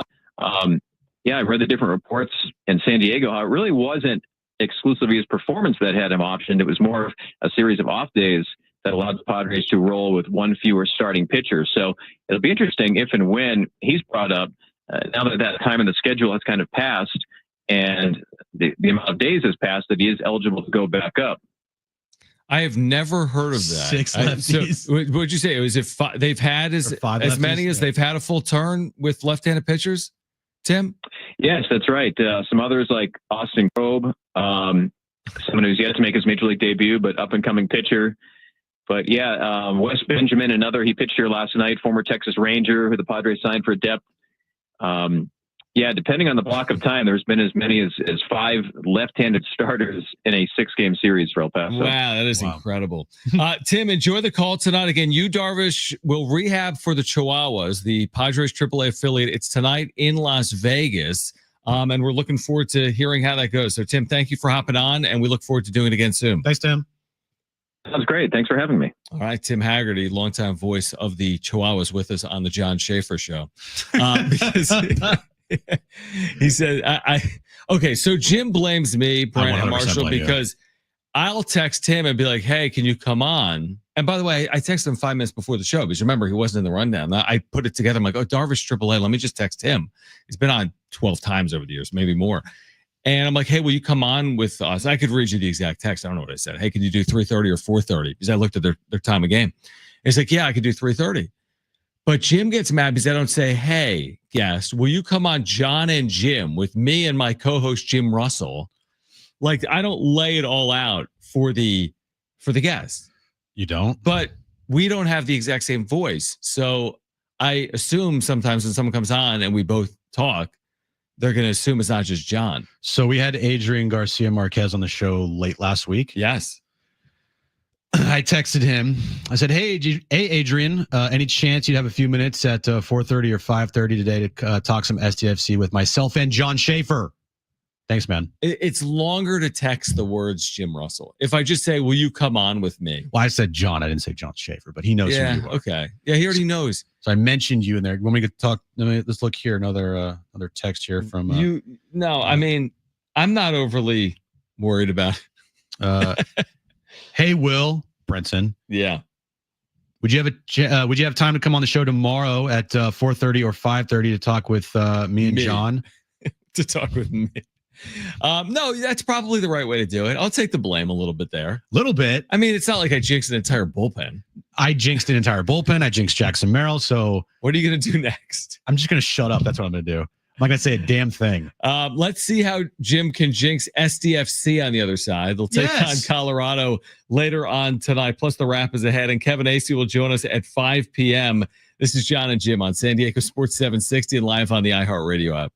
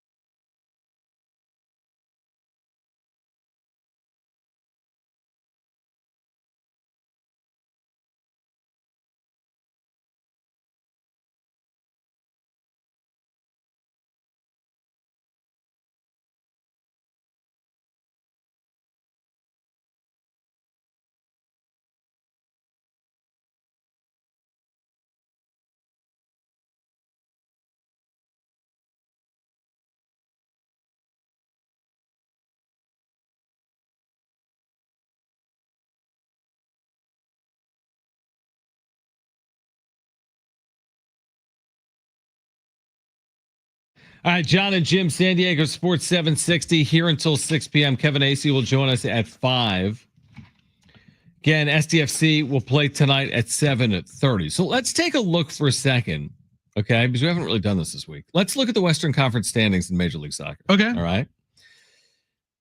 Okay, I'm looking at them. SDFC is that it? Has 20 points in 12 matches. They are in 4th place in the West, where if they were to win tonight against Colorado, I don't know who else is playing tonight, but it's conceivable with a win tonight, Jim, they're in 2nd place in the West because they're only 2 points behind Minnesota and 1 point behind Portland. So if they beat the 9th place Colorado, is it Rapids? Colorado Rapids, John. If they beat Colorado tonight, they could move into potentially second place in the Western Conference. That's pretty good. It's very good. Their last, their last match on the road against St. Louis, going into that match, having Adrian Garcia Marquez on telling us, they should win this match. Right. He did say that. Yep. Now, it was a scoreless game up until our guy, Milan Iloski. We had him on the show, and then he scored a goal. I mean, obviously, it's done.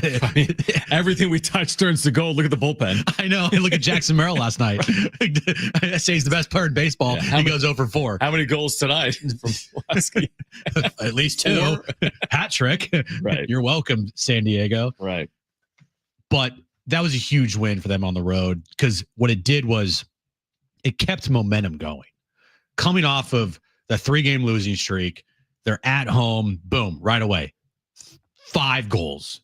They just completely dominated at home, ending their 3-game losing streak. And that's great, but can you have back-to-back good games? Can you put together back-to-back wins? Can you pick up 3 points in consecutive games? And they did that. So that was a huge thing that they accomplished over the weekend. And now this is a test for them because this is they play tonight and then they play Saturday. What's that all about? Well, that's a quick is that not a quick turnaround? It's a very 2 quick off days. Now the good thing is they're both at home.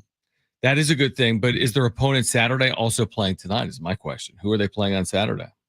On Saturday, John. Pull this up here. Saturday they play Kansas City. So home. Is everyone in the league playing today? And the answer might be yes. Might be yes, yeah. There's a lot of games today. You said Kansas City? Kansas City. Kansas City is playing today against St. Louis. So yes. So I guess to get 34 matches in the length of the season, which is already really long, you're going to have some weeks. There's only a couple because look at all their Wednesday games. There's not a lot. No. There's just like, I'm making it up, 3 weeks in there where you're playing 2 matches. And this is that first time this year they're playing 2 matches in 1 week. Right. So it's just a part of it. It is. And this is a little bit of a test to see, quicker turnarounds, playing tonight, playing on Saturday. I think that they have righted the ship after their 3-game losing streak for sure. Completely agree. And they're playing really good soccer. Yeah, I mean they're in good shape. We talked about the importance of taking advantage of the home matches, right? They've had a lot of home matches. There was a stretch in there where it's 5 of 6. They're in it right now. And I think by and large they have done it with the 5-0 win and then winning on the road. Like they're right where they need to be. And it's a little bit like the Padres season where you're like it's early, but it's not absurdly early. Like they've played 12 of 34 matches. So they've played more than a third of their schedule. For example, the Padres have played 41. That's more than a quarter of their schedule. But how could you not look at the standings is my point. 9 teams in each conference make the postseason. And SDFC's in 4th place, 12 matches in. Now there's 22 matches. Anything could change. They could be the best team. They could fall out of playoff contention, obviously. But you get a win tonight and or Saturday, and you'd be feeling pretty good about your playoff chances. You keep piling up some wins. That's what it looks like to me. Now, is it bunched up? Sure. Because it's still relatively early in the season. Maybe they're a bad match or 2 away from being more in that cut line. But I would say, again, I think they've exceeded expectations, have they not? To be the 4th place team in the West as an expansion franchise, I think to this point they've clearly exceeded expectations. Well, when everybody picks them to finish in dead last 15th or 14th in the Western Conference, to at this point of your season sitting fourth. Yeah, you're exceeding expectations for sure. You know what's crazy and how unpredictable this is? Maybe this is all sports. We've said this before, but it's not like there's not going to be a year. I'll give you an example. If the Warriors are coming off an NBA title, they've come off a few, and if they were picked once again to be really good, it's very unlikely they're going to go 12-70 that year, right? Would you agree? If the Warriors are coming off a title, they're very unlikely to go 12-70. Oh, unless they like. But if they had Steph back, okay, yeah. The LA Galaxy, yes, they had changes, have not won once all year. They're won awful. The MLS Cup. They have 0 wins. That's the classic. Would you take a title if it meant you just didn't win a single game the following year? That's so true. And by the way, I would. From a Padre perspective, I would take it. I would. Would I take it from an SDFC perspective? Why not? Yeah. Sure, a title this year. That sounds good. That's why I just shake my head at hearing like, would you take a guaranteed title or you play it out for the next 5 years and you're not guaranteed anything? Right, but you're going to be in the playoffs all 5 of those. Well, you're going to have fun. You're going to win games. No. I'd rather win the title. No. I want the trophy. I want the parade. Anybody that tells you they would never take a guaranteed title is a moron. Yeah, I completely agree with that. So, like, oh, here's a guaranteed $1 million. You know what? I want to work my way up to $1 million. Right, you're guaranteed $1 million. There's a chance you could make more, or you could earn less. Not just take the $1 million. I'll take $1 million. Yeah, you get a title, but your team's going to be bad for the next 3 years. Yeah, but the title. But we've been watching for 57 years. The Padres have the same amount of rings as me and you. One less because we're both married. That's true. If you don't look at it like that. Still, the point stands. The Padres have 0 rings. And if you guaranteed a ring for the Padres, if you don't take it, I'm going to question a lot of things about you. I agree with that. All right, SDFC tonight, 7:30 match time, pre-match coverage at 7, SDFC midweek live at 6. So a whole lot in store for you tonight for soccer fans on San Diego Sports 760. Now we'll kick off hour 3 with the wrap. Plus, still ahead, Kevin Acee will join us from Petco Park, where the Padres will play the Angels in Game 3 of the 3-game series. It's the rubber match of a 3-game series after the Padres won yesterday, and the Angels came from behind to win on Monday. So Kevin Acee will join us at 5. We'll get to the wrap on the other side. We are here until 6 p.m. This is Jon and Jim on San Diego Sports 760 and live on the iHeartRadio app.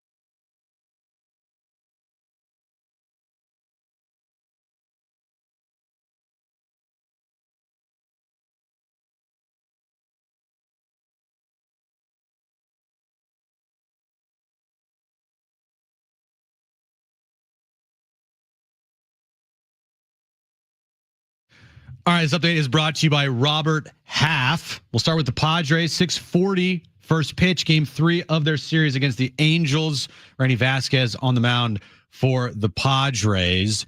NBA action happening later tonight. We're moments away from tip-off in Boston. Game 5 between the Celtics and the Knicks. Of course, Jason Tatum is out for the remainder of the series because of that ruptured Achilles. And then 6:30 p.m. tip-off in Minnesota between the T-Wolves and the Warriors. Game 5 there. Warriors are going to be eliminated tonight by the Timberwolves. At Robert Half, they found that 67% of companies want to increase contract talent. That's why their recruiters, expertise, and award-winning AI work quickly to find these skilled candidates you want. At Robert Half, you know talent. Visit roberthalf.com/talent today.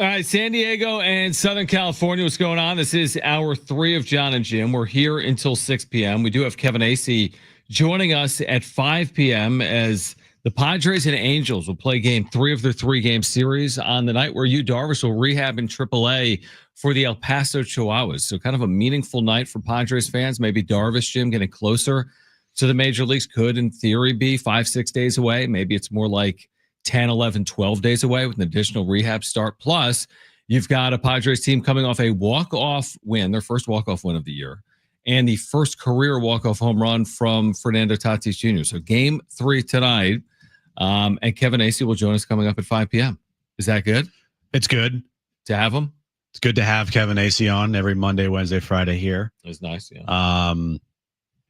And it's also nice that the Padres have a guy named Fernando Tatis Jr. on their team. It's also nice that the Padres are playing good baseball. And if they win tonight, you know, all the struggles with the bullpen, you'll look back and you'll say, well, they just won 2 series in a row. And they've won how many? 3 of the last 4 series? That's right. Yeah. Right? Dating back to that Pittsburgh sweep. And maybe are we getting closer to like the bullpen just doing its job again? It's not going to be every night. I'm not going to say anything. It's not going to be every night they implode. No. So they're kind of maybe due to not implode. But you're right. You can't really say anything. I can't say anything because whatever I say, the opposite happens. Except for like the Warriors. Yeah, basically. Or my teams. Yeah, basically. Besides like, you know, the Niners, it's like everything Jim says it's the opposite of it. Did you see, and we'll get into the wrap in a moment, did you see Colin Cowherd agrees with Pro Football Focus that the Niners offseason has been a D? I saw it. Do you what's your letter grade on the Niners offseason? I don't know, because the thing is with the Niners is they have a very easy on paper schedule this year. They have a last place schedule. Right. They're going to get Christian McCaffrey back healthy. Now they won't get Brandon Ayuk back until maybe closer to the middle of the season. They still got Nick Bosa. They still got Fred Warner. I believe in Robert Saleh and his defense. I think it's a jumping to the gun on the San Francisco 49ers. But with me just saying that, they're going to lose 10 games this year. They're going to lose 17 games. They're going to be 0-17. All right. We're going to get to the wrap with Kevin Acee joining us at 5. Let's get to the wrap right now. It's time for the wrap. Presented by Sombrero Mexican Food. Check out their website at sombreromex.com. It's tonight must win for San Diego FC. It's not a must win. No, it's not a must win, but it's like after 3 straight losses, can you get, rolling here? Mm-hmm. They kind of have. They've won 2 in a row, 6 points in the last 2 matches. They played really well on the road this past Saturday night. Can they continue to play well at home this year? coming off a 5-0 victory in their last home match. So a little bit of a quick turnaround, but it's not a must-win. But I'm interested to see how they play tonight on a quick turnaround first one of the year. Yeah, it's not a must anything, but it is would like to at least get a point every single time you play at home, where they've been very good this year. So, of course, it's not a must-win. It certainly would feel like a waste opportunity if they don't get any points tonight against a team that they're ahead of in the standings in Colorado. So, no, not a must-win, but good opportunity this week with 2 home matches tonight and Saturday for SDFC. Next question. Do you think Miles Bird could be a first-round draft pick? This is a big question, Jim. I think he could be a first-round draft pick. I think he has, like, the body of a first-round draft pick. His size, his length. He can shoot. Yeah, I would say a late first-round pick next year. Late first-round pick. Well, you want to see it a year from now. Yeah. But do you think... Like in the 20s. You think he'd be in the 20s potentially next year? Does that mean you think he'd be lower this year if he did stay in? I do. Because look, scrimmages are scrimmages and all that stuff, but like, watch the tape. Watch how he plays. Right. Well, it's all a factor, right? Yeah. From a scrimmage to the measurements to the interviews to your college, everything. All of it is a factor. I'm fascinated by it. He's got, and we'll know an answer very soon. They have to decide by May 28th, which means we'll know by May 26th or May 27th. It's not far away. The combines this week. He'll scrimmage again tomorrow. I don't know if that's televised or not. And then he'll meet with teams. Wait, how do you not know if it's televised? You're like Mr. I watched NBA Draft Combine somewhere. right now. I don't know if it's NBA TV or ESPN2 or ESPN the Ocho, but trust me, I'll be watching again, I'm sure. Oh, yes, you will. Tomorrow. But is he a first? You know, he could be. He could be a first-round pick if he left. I don't know the answer, but I do think it's a possibility. Next question. Are you excited for the NFL schedule release tonight?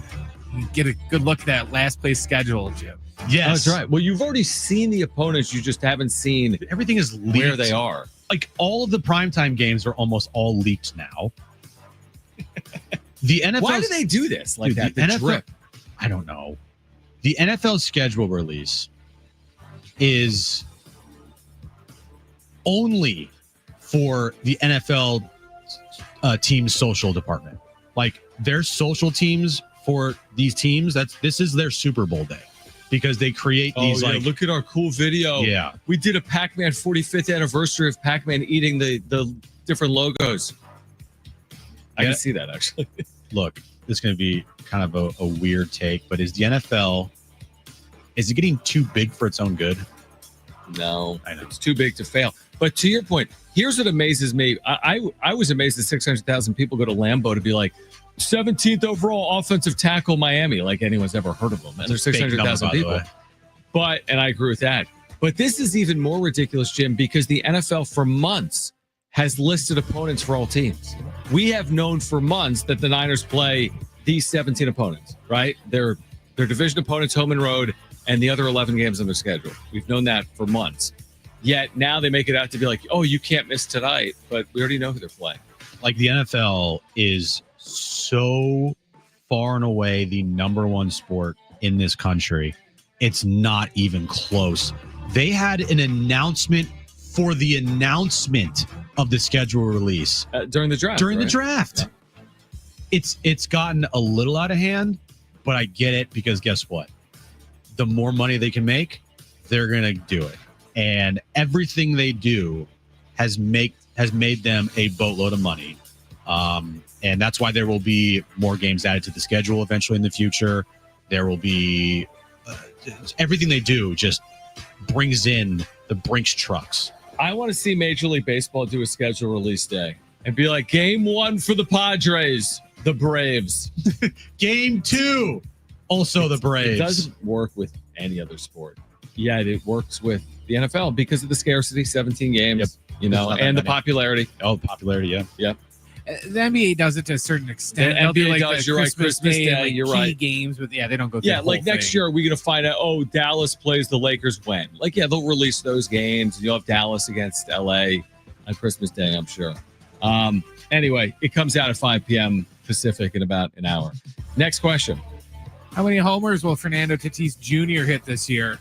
46. big number. I just threw that out there. I know. 46. I'll take the under.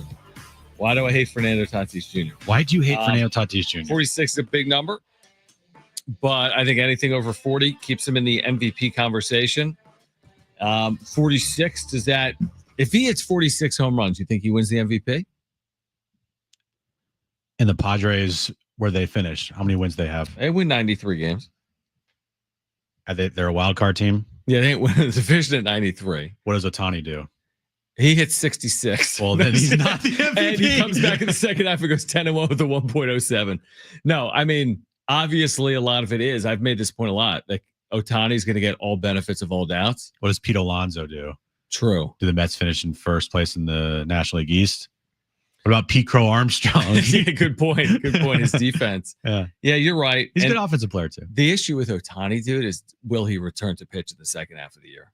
Yeah, if he starts pitching, he's going to get all the benefits of the doubt. You're like, oh my gosh, he won 8 games and had a 2.99 in 11 appearances. Yeah. Plus, he had 39 home runs and stole 37 bases. I do think that team wins are going to play a little bit of a factor, because if the Padres win 95 games and the Dodgers win like 93 games, I know it's hard to believe that, but just hear me out. And say Ohtani has a down year, and instead of hitting 50 home runs, he hits 37. Mm-hmm. And Tatis hits 41. Like, the numbers are pretty close, but the Padres have a better record. I would hope that would push Tatis over the finish line. I agree with that. Is it inevitable though that that Ohtani hits 40 home runs? Probably, because he just seemingly does that a lot. It may be. Let's see. This year, according to Ben Verlander, he's the greatest thing that's ever happened to the game of baseball. But honestly, dude, and now I look a month in after a quote unquote slow start, 302 with a 1035 OPS and 12 home runs. It's his to lose.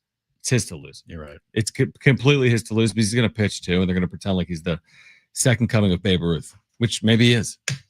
Truthfully. Yeah, I know. Is it the beginning of the end for Jason Hayward? We will explain that on the other side. There's reasons to believe it is, and we'll explain why on the other side. Plus, Kevin Acee will join us coming up at 5 p.m. We are here until 6 this hour as well. Your chance to win a pair of tickets to see Simple Minds with Soft Cell and Modern English Saturday, May 24th, just over a week from now, at the North Island Credit Union Amphitheater. Stay with us, Jon and Jim, San Diego Sports 760, live on the iHeartRadio app.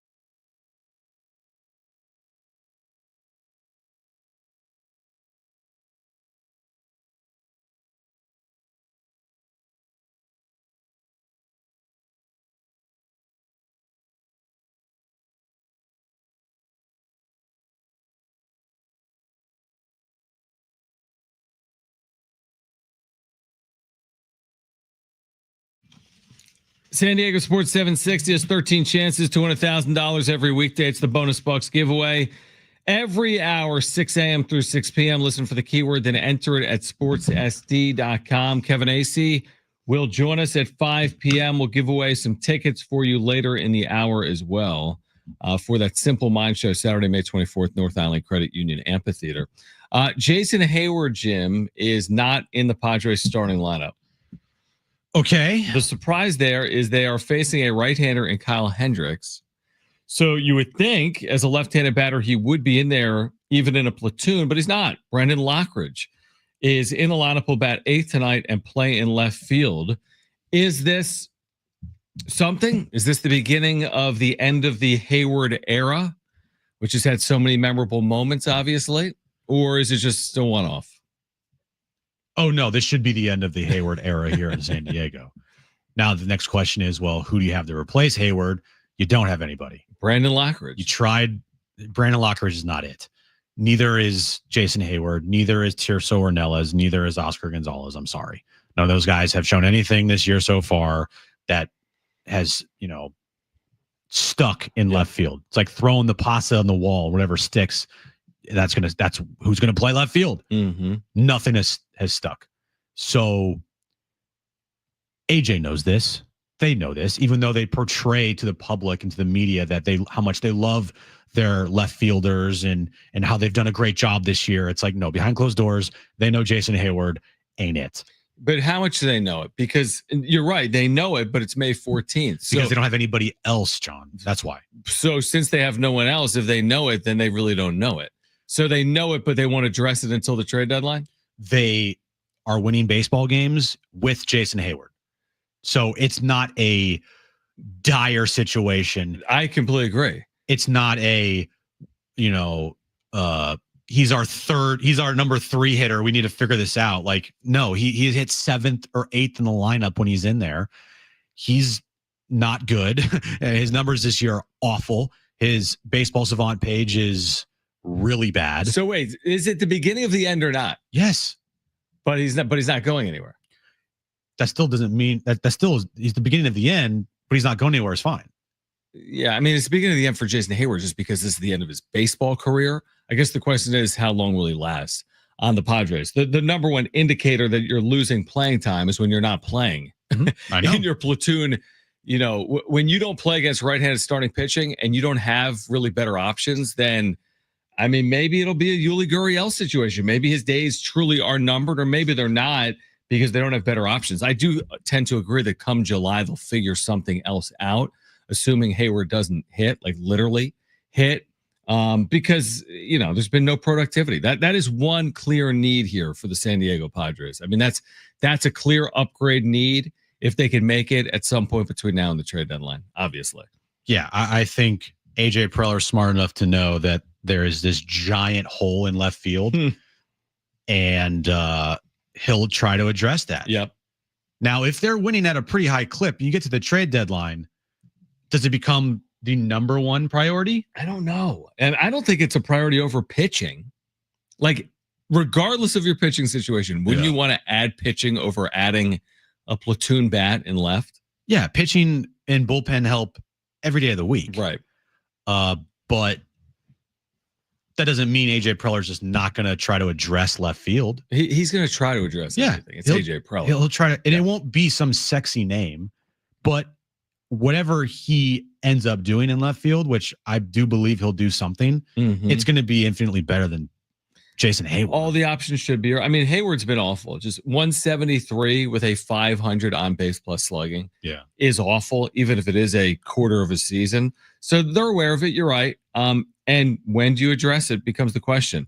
And you're right. They're 26-15. So double this. If all of a sudden you look up and they're 50-30, all right, you survived another 40 games. Lack of productivity from Jason Hayward. The team's better off if they just do a platoon of Lockridge and Tyler Wade anyway. Like, just have that be your platoon in left field. Yeah. And I'm sorry, Jason, but thank you, but we don't need you anymore. You're not bringing anything to the table here. He really hasn't. Like, Brandon Lockridge defensively is just as good as Jason Hayward, and Tyler Wade, who filled in beautifully for Jackson Merrill when he was out in center field. He can play in the outfield. So just have those two guys be your platoon in left. All right. It's at least a better overall platoon. And then from there, I'd still try to upgrade my platoon. If I had Wade and Lockridge and they were both hitting 230 all year with their 6-something OPS, which is better than the 500 OPS. Okay, I live with that. But then maybe I strike again for the true upgrade at the deadline. And they have the benefit of they're winning right now. If they were losing, we would be talking more about this, I feel like. But we're not, because they're overcoming how awful Jason Hayward has been. Last night, perfect example. He has an opportunity there late in the game, bases loaded. There were 2 outs, and he put together just a pitiful at bat. Yeah, I remember it. So he is not costing them games right now, but he's just not helping them win games at the plate. Defensively, he's fine. Yeah, he's fine. But at the plate, it's awful to watch. They can do so much better. And by they can do so much better, they can do better just in the here and now with just having Lockridge and Wade out there. That's a better combo than anything that you're going to get from Jason Hayward. And that might be what they ultimately do, just based on this tonight. Now, in reading what AJ Cassavell said, that he said something about reverse splits, and I don't know if he was referencing the starter tonight for Anaheim or not, or LA, Kyle Hendricks. I'm looking at his splits. They don't look reverse to me. Maybe Brandon Lockridge is a batter, has reverse splits.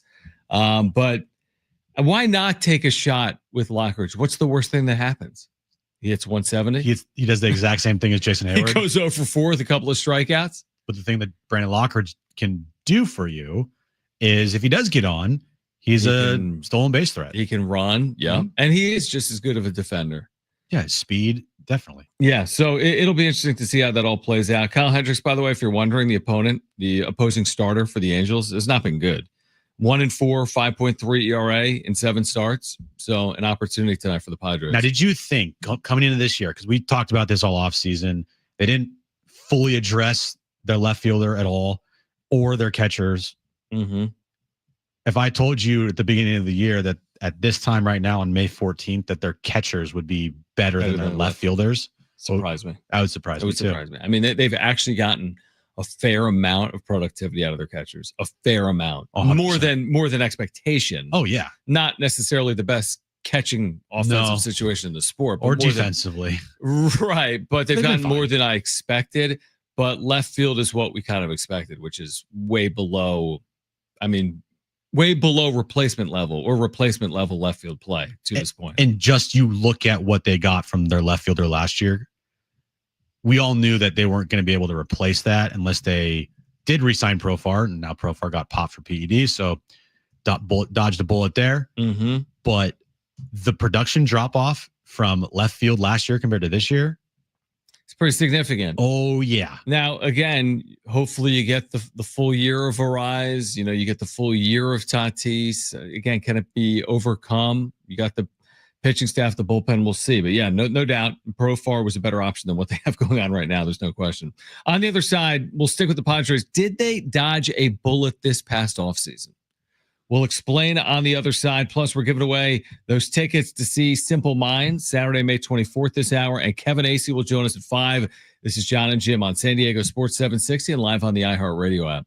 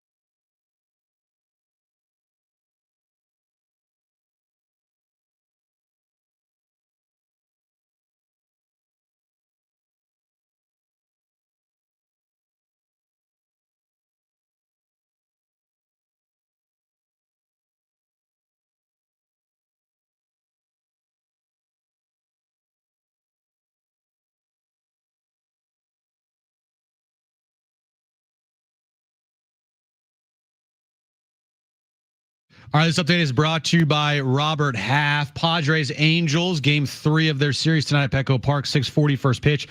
Randy Vasquez on the mound for the Padres. NBA action right now, game 5, Knicks and Celtics. Celtics lead the Knicks right now 23-20 with 2 minutes left to go in the first quarter there. Knicks lead the series 3-1. They're looking to head to the Eastern Conference Finals. And tonight, SDFC, they take on the Colorado Rapids at 7:30. But before all of that, 6 p.m., we have SDFC Midweek Live, 1 full hour of SDFC talking right at 7 p.m. We'll have our SDFC kickoff show leading you up to the match at Snapdragon Stadium.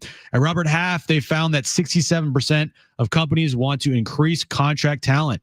That's why their recruiters, expertise, and award-winning AI work quickly to find the skilled candidates you want. At Robert Half, they know talent. Visit roberthalf.com/talent today.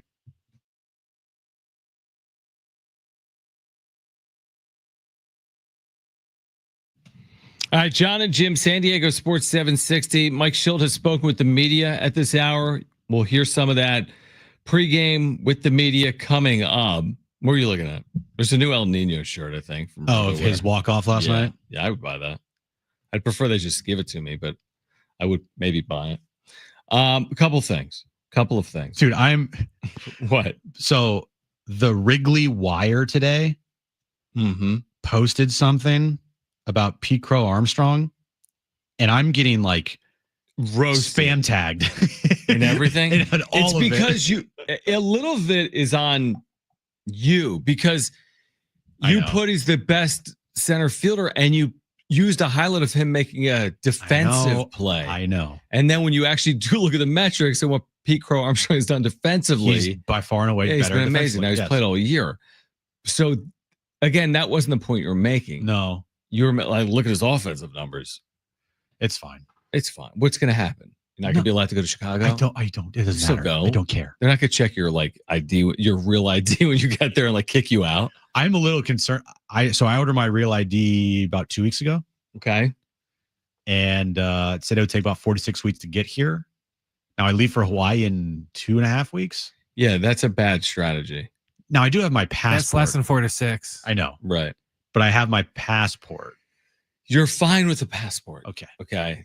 Nobody's ever not been allowed on a plane. Now make sure your passport's not expired. Ooh, that's a good call. Man. No, you just got it. I recently. It takes a long time for your passport to expire. 10 years. Yeah. Okay. I'll be fine. You'll be fine. Here's what I was going to say. We spent 6 consecutive months talking about Roki Sasaki.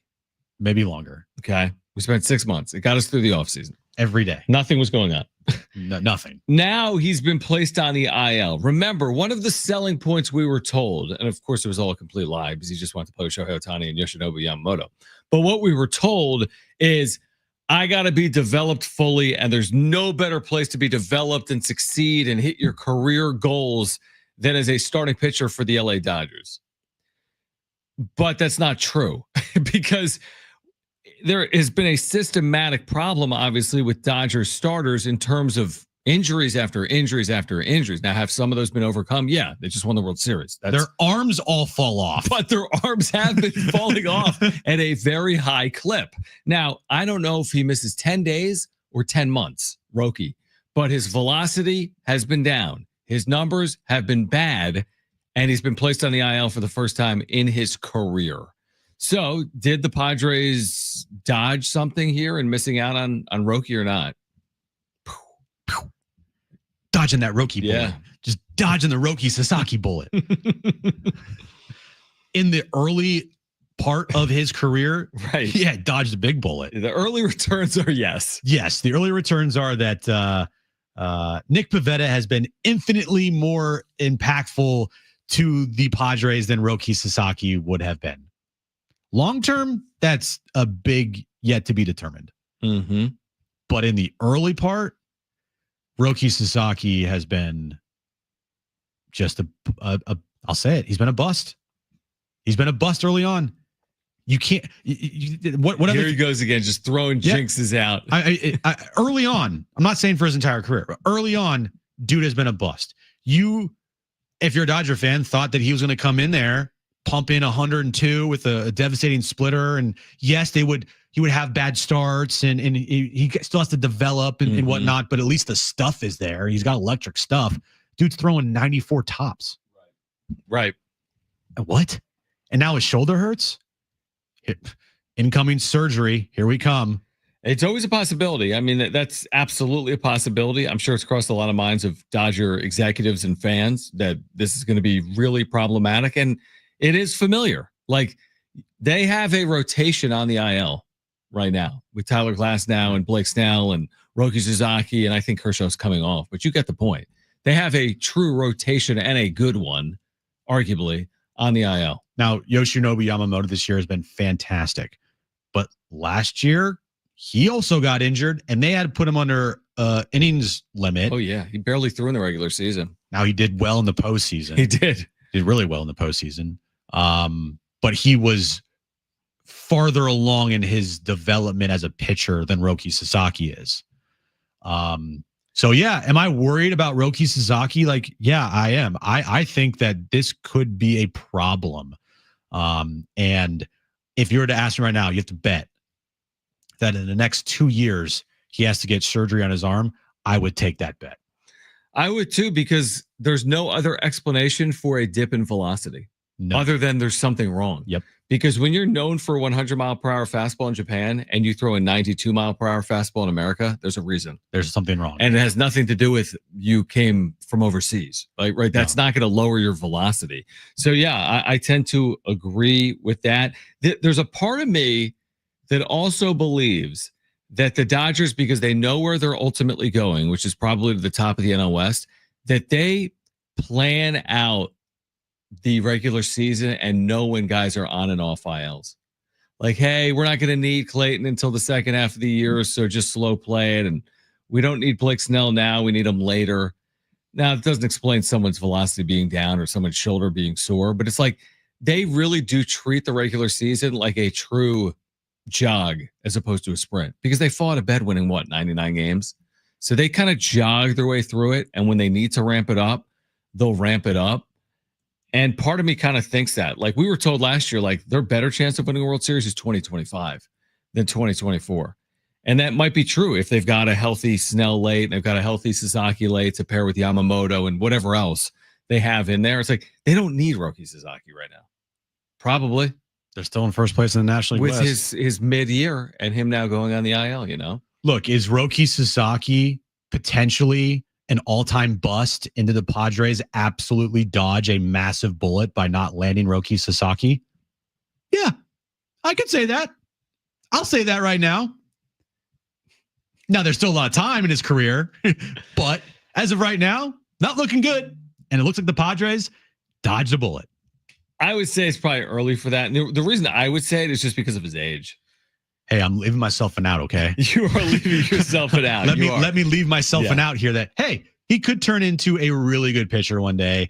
And over the course of the next 6 seasons while he's under control with the Dodgers, he could turn into an ace. But as of right now, he is nowhere close. I mean, 24 strikeouts in 34 and a third innings. Nowhere close. Like, are you like a soft throwing lefty? 24 strikeouts in 34 innings? Or are you a hard throwing righty? Like a year ago, he was striking out 11 per every 9. The year before that, he was like 14 per every 9. He struck out 135 batters in 90 innings 2 years ago in Japan, and now he's striking out no one. Now, in our YouTube chat, good point by SoCal segment says it's not dodging a bullet when you paid him nothing. Fair. That's a good point. Yeah, but the bullet equation is this. Yes. They wouldn't have added Pivetta, in theory, if they added Sasaki. So it's most likely, I feel that way because I feel like you're addressing your rotation by adding Sasaki, and therefore you would have taken the resources of the dollars for Pivetta and used them elsewhere. That's how I feel. I might be wrong. Maybe they would have said what's being said in the chat, or maybe they would have treated Sasaki like he's more of a 2026 than a 2025. And so then they still go out and land Pivetta. We'll never know that though. We will never know. And as of right now, we only view it as they turned to Pivetta after the Roki Sasaki sweepstakes where they lost. Mm-hmm. And they needed another pitcher in the rotation, and that was Nick Pivetta, who at the time we both said, like, in the here and now in this year, Nick Pivetta is going to be more valuable than Roki Sasaki this year. Right. We did say that. And that is proving to be 100% correct. On the other side, we're going to do a ticket giveaway, Jim. We've got these tickets, these Simple Minds with Soft Sell Modern English. This is Saturday, May 24th at the North Island Credit Union Amphitheater. I also have a point to make when it comes to not just the NFL schedule release, but where you're going to be watching and viewing NFL games in 2025. Also, it's officially official that Chargers opener on a Friday is against the Kansas City Chiefs. Isn't that it has been announced? Sao Paulo, Brazil. Yeah, exactly. And it will be streamed exclusively on YouTube, which will allow me to then have this jumping off point about what's going on right now with the NFL and its media partners. But it is official. The Chargers opener will be a Friday night in Sao Paulo, and you'll hear it right here. Is that what you're telling me? You'll hear it, Mike. Usher's telling me right here on San Diego Sports 760. That's Chargers Chiefs. Home of the Chiefs. That's right. Home of the Chiefs here in San Diego. We're the San Diego home of the Kansas City Chiefs. And the San Diego home to the Las Vegas Raiders and the Denver Broncos. What time is that? You're home for the NFL in Brazil. Correct. Right. Every NFL regular season game in Sao Paulo this year, you'll hear exclusively on San Diego Sports 760. 5 p.m. Pacific will be the start time. Friday, September 5th. That game is official. Chiefs and Chargers on YouTube. Anyway, I have a point to make. Plus, we're giving away tickets. Kevin Acee at 5 p.m. It's Jon and Jim on San Diego Sports 760 and live on the iHeartRadio app.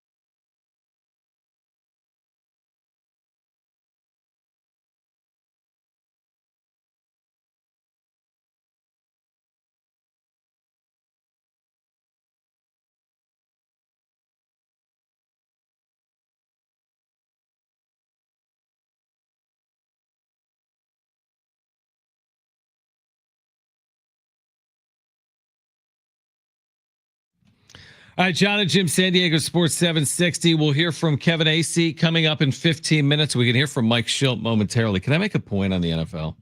Sure, John. Floor's yours, buddy. We have 80 hours. Yeah, we're on the show. We're on the radio forever. Like doctors. We get in early. We have office hours. We're doing surgery. No, just kidding. It's a 4-hour show.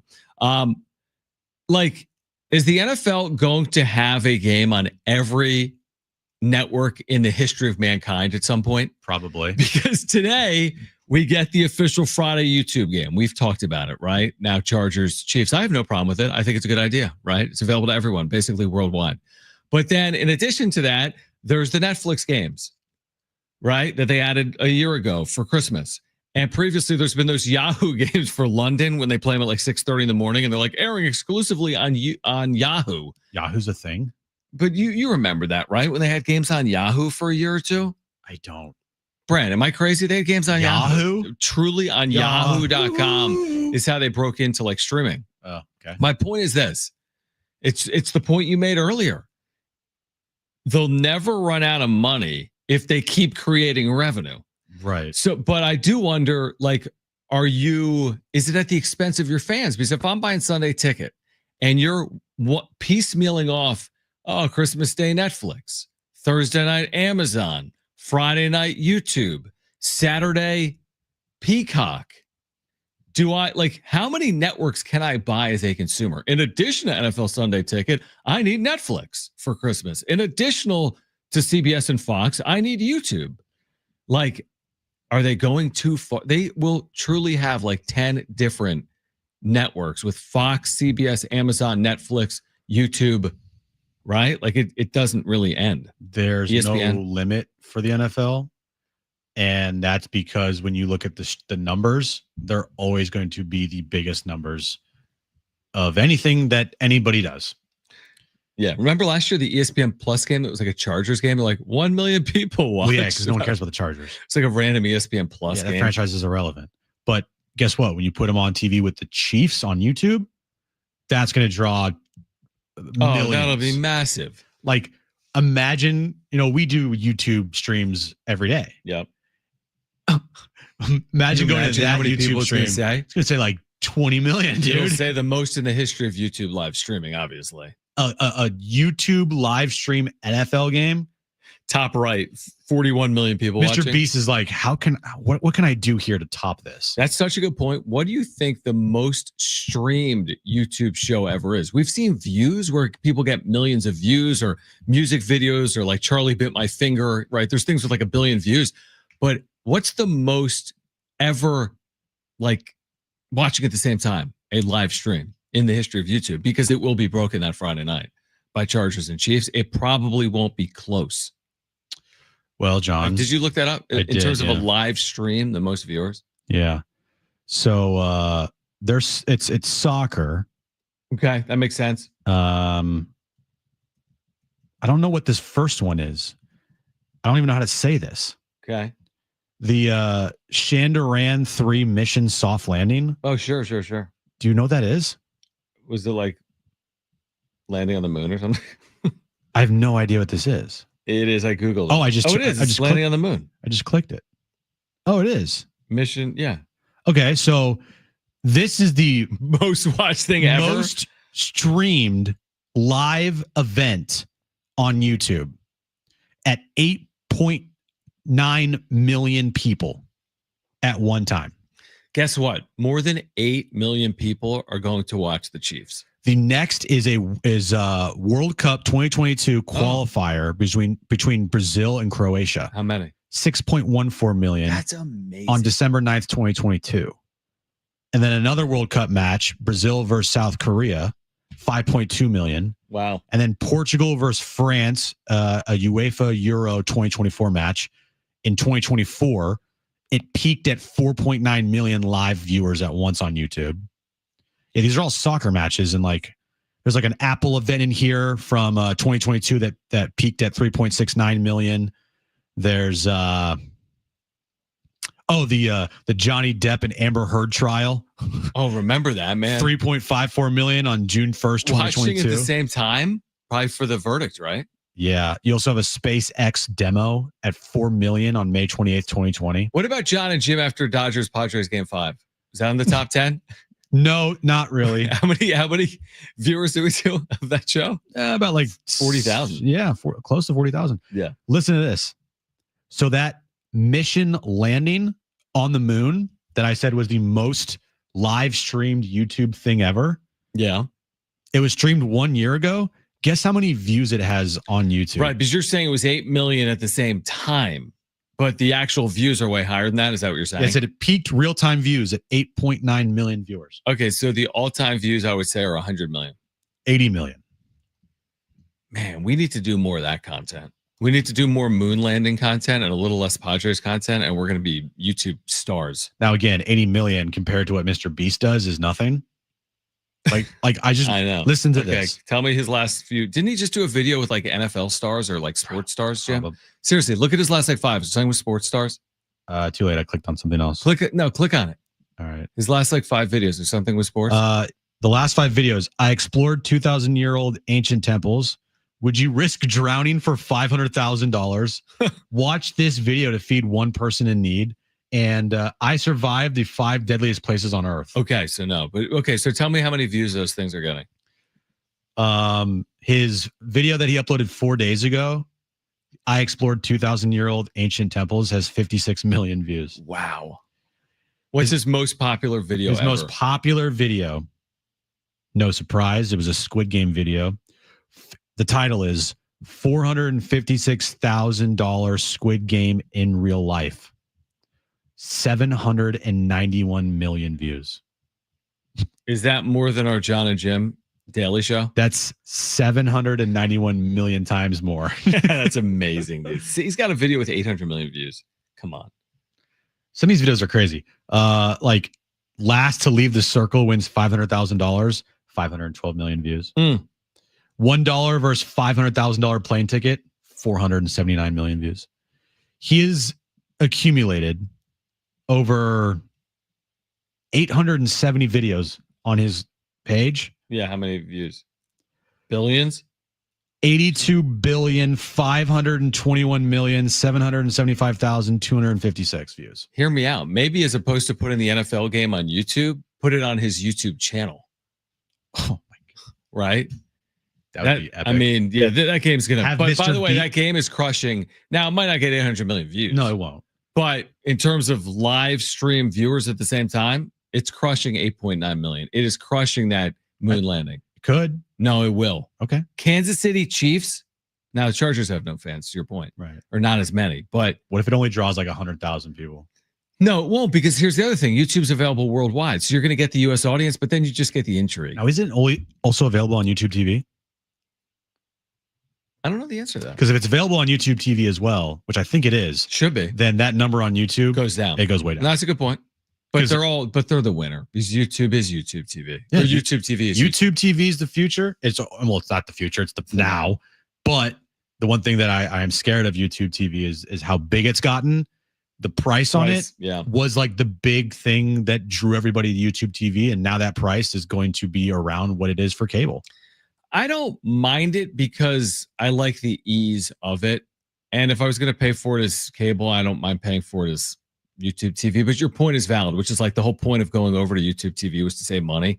And now you're no longer saving money. Because it was around like $50 when it debuted, it was. Yeah. And now it's closer to 100. Yeah. I think it's like 83. Yeah, 83. Plus, you got to have you're right. With cable, you don't have to have the internet. Like to have YouTube TV, you have to have the internet. So you put it in with your internet costs, like you're $130 a month in. I always wonder, with the prices of everything just going through the roof, there's no, end in sight of these prices ever dropping. Because why would you ever have YouTube TV at $83 and then say, just kidding, we're going back to $60? Mm-hmm. Never will happen. Right. In 20 years, where's it going to be at? I mean, all these things going to be like $200 it's like for YouTube TV? Jim, let me explain economics to you. Everything goes up. If you want, everything's gone up, including salaries. Because guess what? In 1910, when your mortgage was $19 a month, it's because nobody made any money. Well, I mean, that might be a bad example. You think companies are going to be like, yeah, here's another extra $50,000? Well, you don't need an extra $50,000 because the price of cable went up. But you're saying everything goes up by a lot. I'm saying it's called inflation. Yeah, I know. And the question is, the do wages increase equally or surpass inflation? And the answer currently is probably no. But my point is, people make definitely no. People make more today than 1984 when cable was cheap. Of course. Kevin Acee is our Padres insider. He'll join us next from Petco. Padres Angels game 3 coming up at 6:40. Don't go anywhere. Jon and Jim, San Diego Sports 760 and live on the iHeartRadio app.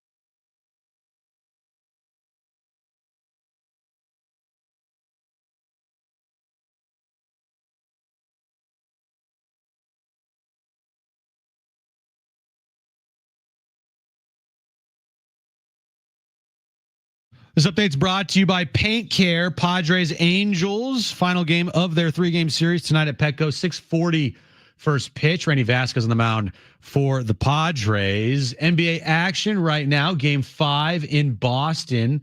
The Knicks are leading the Celtics 47-46 with 5 minutes left to go in the first half. Of course, the Knicks have a 3-1 series lead there. And then later tonight, the T-Wolves are going to be closing out the Golden State Warriors. Tip-off time is at 6:30 in Minnesota. And tonight, 6 p.m., STFC Midweek Live, 1 full hour of STFC talk. Then 7 p.m., what'd you do?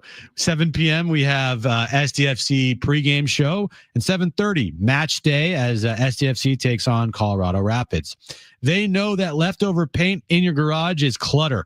Make more room for your collections of trading cards, John, and comics. Take the leftover paint to a paint care drop-off site. Make more room in your garage and help the planet. Learn more at paintcare.com.org.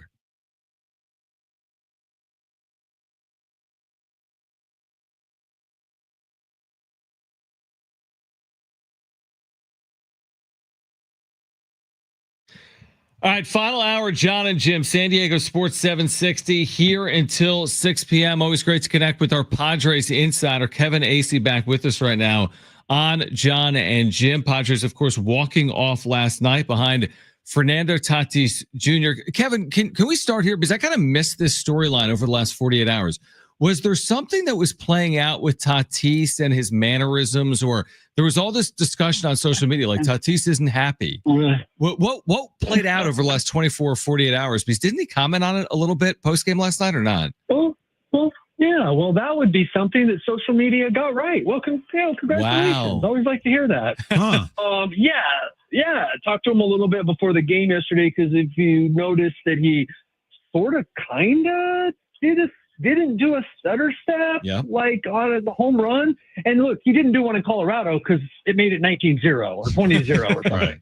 But and he just ran through it. But this one, and then I noticed over the course of time, I talked to him every other day or so, and he had, and had written a little bit about his frustration with the umpires, frustration with, not hitting as well as he'd like, and changes with his batting stance because he's not feeling the timing and all that. So, just keep an eye on him. So I talked to him a little bit before the game about it. He's a little coy about it, but he's I just wasn't feeling it. Well, that generally means, he's not feeling good. And so what impresses me is that's the old pouty Tatis that then goes into a week or two slump.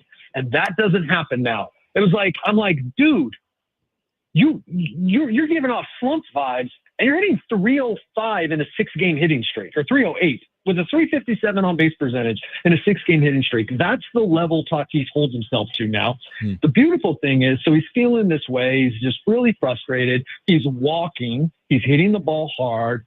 And now he has 3 home runs during this, whatever it is, 7-game hitting streak. And a 400 on base percentage. I walked twice last night. I'm super impressed with the growth in this kid. But yes, accuracy to the fact that Toddy was a little down. I have no idea what social media said, but if it was being made a big deal of and all that, I think it was obviously significant. I wrote about 1,000 words on it today, or yesterday. But in terms of it having some sort of long-term impact, the impact is wow, this is a grown-up Toddy, right? This is not a 21-year-old Toddy anymore. This is 26 years old, been through some stuff, and he just seems like a kid who's in a really good place. Yeah. And, even if it wasn't on field, guess what? These are all human beings. We all have lives. We're not all happy all the time. There's things that happen in our lives that, just make us at work and feel sad. And it's why are you in a bad mood? It's something happened at home. So anyway, I want to say that these guys have to have it play out in real life, right? Yeah. I want to say to people sometimes, so I'll just say it now because I can never say it to anyone who lights me up or something. I'm like, dude, do I come to your work and tell you how to use the cash register? Right. What are we doing here? And then I feel for these players because they do it on such a grander scale, man. The TV cameras in the dugout, looking at them close up when they're up to bat, how they react, and then people misinterpret. Oh, you didn't give a high five to this guy. Man, you know what? There's wives, there's girlfriends, there's kids, there's dogs, there's moms, there's dads, there's whatever, right? Absolutely. Good point. And if it wasn't for Fernando Tatis Jr. last night, Kevin, we'd be talking to you and starting to talk to you about the bullpen. They continue to struggle. Last night it was Jeremiah Estrada. I know Schilt's going to have the utmost faith in his bullpen, regardless of their struggles. But what do you attribute the struggles to the bullpen to the most here? That they're basically inevitable, that the bullpen, that relievers are asked to do something that's virtually impossible, which is to be on all the time. And I honestly believe that it's the hardest job in baseball. And we could go into that. You guys don't want to do that, but we should talk about it sometime. Like, it is a rough job. Yeah. Don't know when you're going to be called on, have to work all the time. And the game is generally on the line, especially if you're a higher leverage guy. Now, that's the excuses that I'll make for him. And some excuses are not excuses, they're explanations. That's what I'll say about that. The other part is that they've really sucked lately. And they've worked a lot. And that now it's everyone except Yuki Matsui, kind of ironically, who's got a 6-game or 7-game scoreless streak and has allowed 1 hit. It came last night. But everyone has been touched. That's I don't want to say troubling, but it's like, we talk about a bullpen. Ooh, the bullpen blew up for 10 runs in New York. Wandy Peralta and Adrian Morejon blew up for 10 runs. Jason Adam and, Robert Suarez didn't. Oh, wait, next night, Jason Adam did. And so now it's every guy in the bullpen has had a high profile, runs allowed, didn't protect a lead. Well, I still say that we can lean on, and this is where I'll say Schilt talking about track record is correct. We can lean on the first 22 leads that they held. I still say we can lean on that, but we need to keep an eye on it. Yeah, I think that's well said. Kevin Acee is our Padres insider. He's with us right now. Jon and Jim. You've written about Dylan Cease here recently as well. I mean, Cease last night followed up that really good outing at Yankee Stadium and once again was really good. When you take the viewfinder out, like he has been good, really. The Sacramento start was not good, but that's going to happen over the course of a year. But you take that out, you look at his last 5 or 6 outings. I think he's allowed 2 earned runs or less, maybe in 6 consecutive outings. Are we seeing, is this the 2024 Cease that we saw a lot? What we've seen here over the last few starts? Over the last 3, maybe, if you count Pittsburgh. And you're correct. I'm with you, except I feel like we hold Dylan Cease to a higher standard justifiably, right? Mm-hmm. I mean, like when you are taken out after 4 2/3 or 5 because you've thrown 90-something pitches, your fastball is not working. And now the bullpen has to be, and I believe that, the other players are right when they say the bullpen's carried them. Look at how often the starters were not going even 5 innings for a while, and the bullpen was picking that up. So that, I'll push back and say, I don't think Dylan has been 24 Dylan. Here's what I'll say, and I think it's what you're saying. He had some bad stretches last year. Yep. He hasn't been that bad. He hasn't been 24 bad. He hasn't been 24 good yet, but he hasn't been 2024 bad yet. Yeah. And now he is 2024 good, the last 2. Right. Yeah. Absolutely. Hopefully this is a stretch where, you said 4 or 5 starts here where he's looking like he did, last night. And it's good news that, like you said, the injury's not anything to worry about after last night's start. Another starter to talk about, he's making his rehab start tonight. Yu Darvish, we talked about him earlier in the show. Just update us on the plan with you going forward. And when could we expect to maybe officially see him up at the big leagues? Indications are Toronto. Now, that said, this has been more than even most veterans. This is the Yu Darvish show, right? We've talked about it before. I wrote about it in spring training, trying to kind of forecast. Certainly didn't know he was going to get shut down, but trying to forecast for everybody that this year we'll be handling Yu Darvish with something like kid gloves. Well, injured or not, Yu Darvish is not a 30-start guy anymore. So I think we talked about this. It was almost like a blessing, right? He started the season late, as long as, it's not something serious and he can then hit the ground running to a certain extent and be his best in September, October. So tonight, I think 65 plus, if, things are going well, 4 plus, or at least 4 innings. And if that goes well, I think they're preparing or would like to bring him back and put him in. You realize they go, so they have tomorrow off, they have Monday off, then it's 9 in a row, day off. I think then 9 in a row, day off 13 in a row, day off 13 in a row, day off 9 in a row, something like that. Like a lot of games. The time of having, the 2 days off a week is over for the Padres for a while. And so I believe they're going to go to a 6-man rotation, and that getting Darvish back and inserting him, say, maybe after Cease, game 2 or 3 in Toronto, works out really well for him. Now, that might not look, maybe he's not going to feel right. Maybe he's going to say, no, I need another one. But like, also, why waste bullets, right? Like, if you're going to treat him with kid gloves and you want, like, well, why have him go do another rehab start where, now he's up to 75, 80? Well, if he can do that there, he can do that here. And so just, without talking out of school, like the conversations I've had, it seems to me that we're talking about one rehab start because he's built up quite a bit in his simulated games in Arizona. And so, like, I think that this is it. That's a really interesting point. I hadn't thought about the why waste bullets point, but it's a great point with a veteran pitcher, and they kind of do need him, like you said, just based on the schedule that's going to stiffen up with fewer off days moving forward.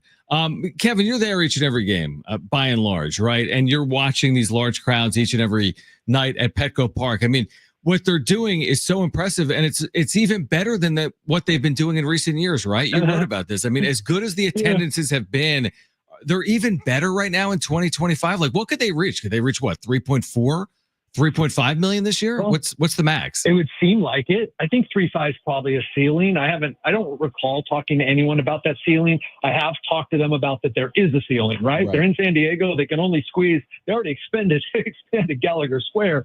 And you get, you get this up to Dodger Stadium capacity. So that would be incredible. 3.4, 3.5 here. Like, that would be like, they're probably going to break last year's record, like they last year broke the year before's record, which is what was that 3.3, 3.35, something like that.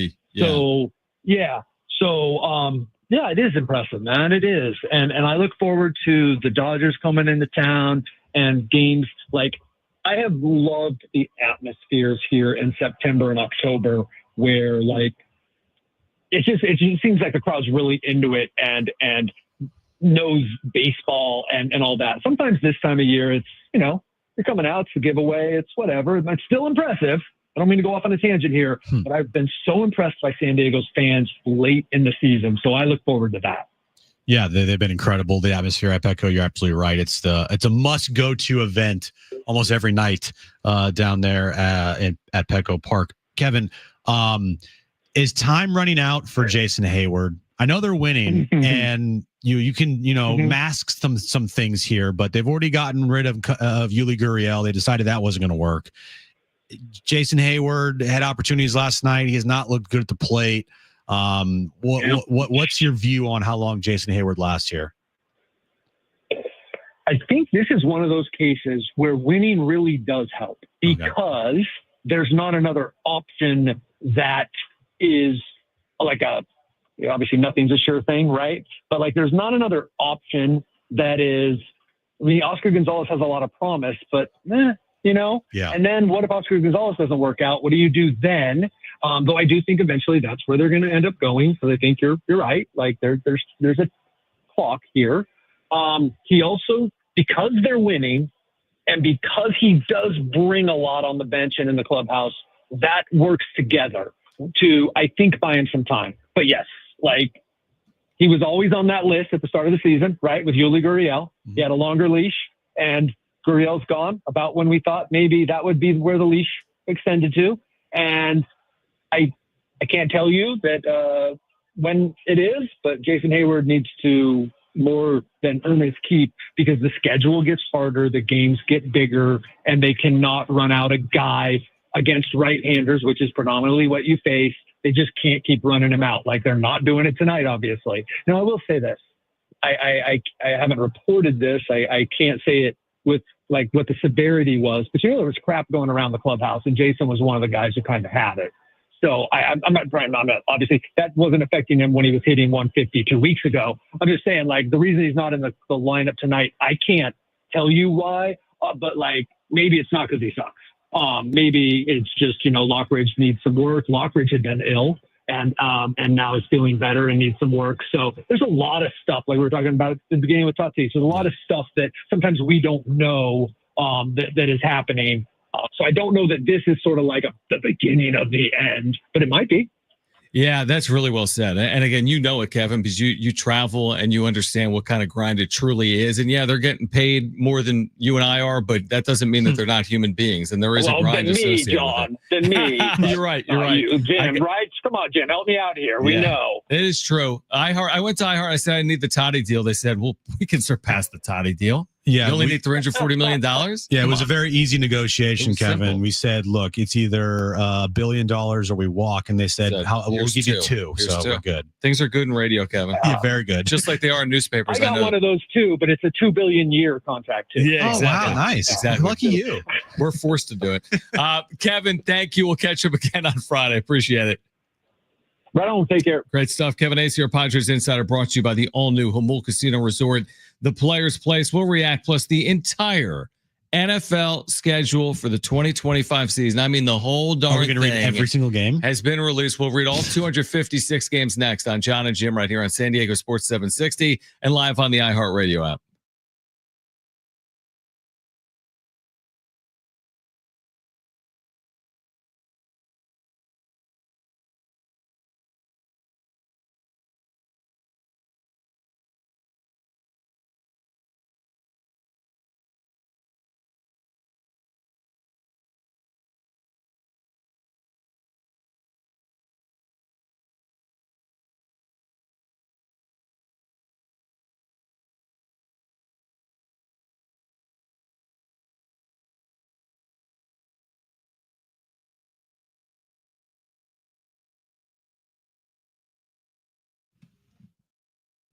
Hey guys, it's Jon and Jim again for the all-new Jamul Casino Resort, the Players Place. We remind you every Monday this month, you've got a chance to drive home a brand new Ford Mustang Mach-E during Monday Night Live. Plus, you can earn entries all month long just by playing. And on Tuesdays, you can earn 2 times the entries. Yeah, join them for Sunset.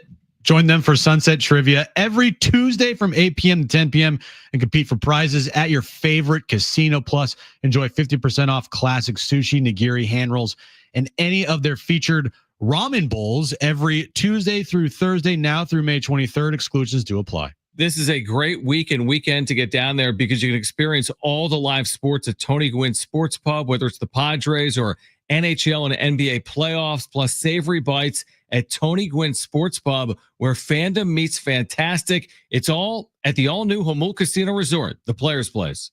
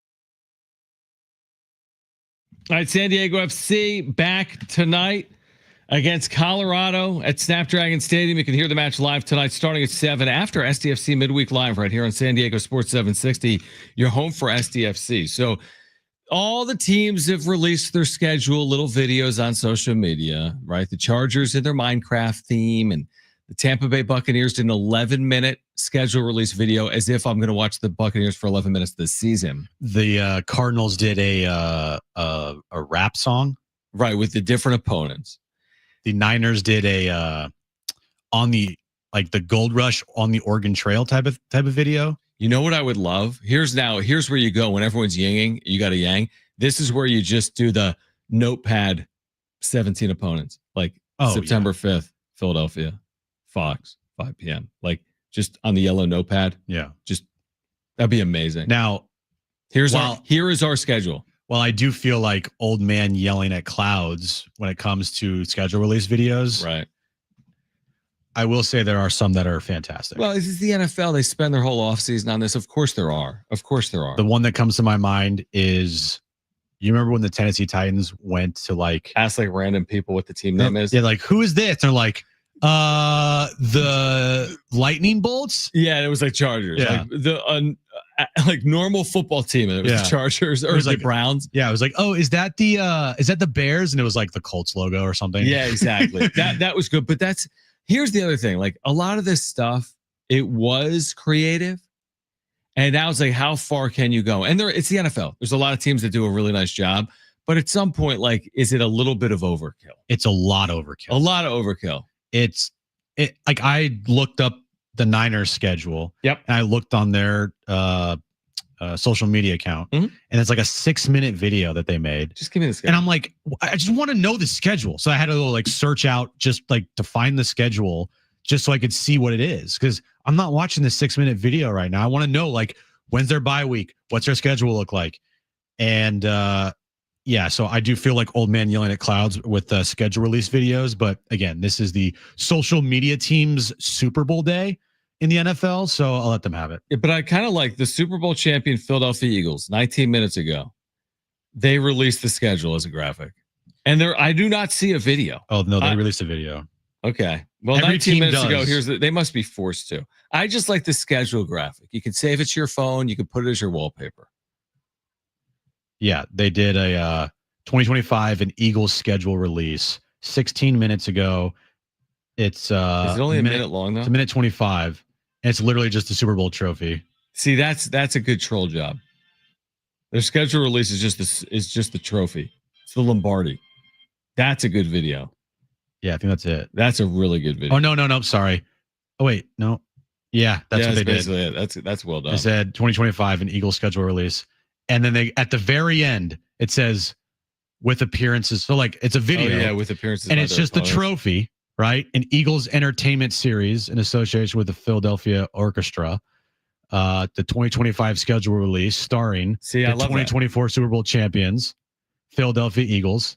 And at the very end, it goes with appearances by, and it's very small font, and it's all the teams they play in order. As if you were an actor in a major motion picture and they just put your name at the end of the film and they just that's it. Nothing to it. That's good. I like that. But some of these videos are over the top. They bring in actors to do these cringy things that aren't funny.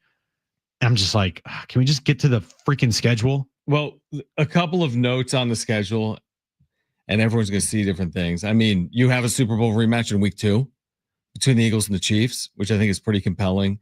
They already announced the Thanksgiving game, right? Isn't there a Cowboys-Chiefs game this year? Most believe that'll be the most watched regular season game ever. I think that's Thanksgiving. Yeah, it is. I think that'll be the most watched regular season game ever. Cowboys and Chiefs on Thanksgiving. But I mean, they were already doing the slow drip where you knew that the Eagles were opening with the Cowboys on Thursday Night Football and you knew Chargers-Chiefs. So if you want to see the NFL schedule, go to NFL.com. That's what I would say. And you can see every team's schedule for the upcoming year. But they really do, man. They hype this thing up. They make this out to be some huge deal. Which again, we already knew the team's opponents this year. That's the crazy thing about it. But now we know when you play and where you play, Fox, CBS, etc. Yeah. So get ready. September 4th is opening night. Eagles and Cowboys. Here's Thanksgiving.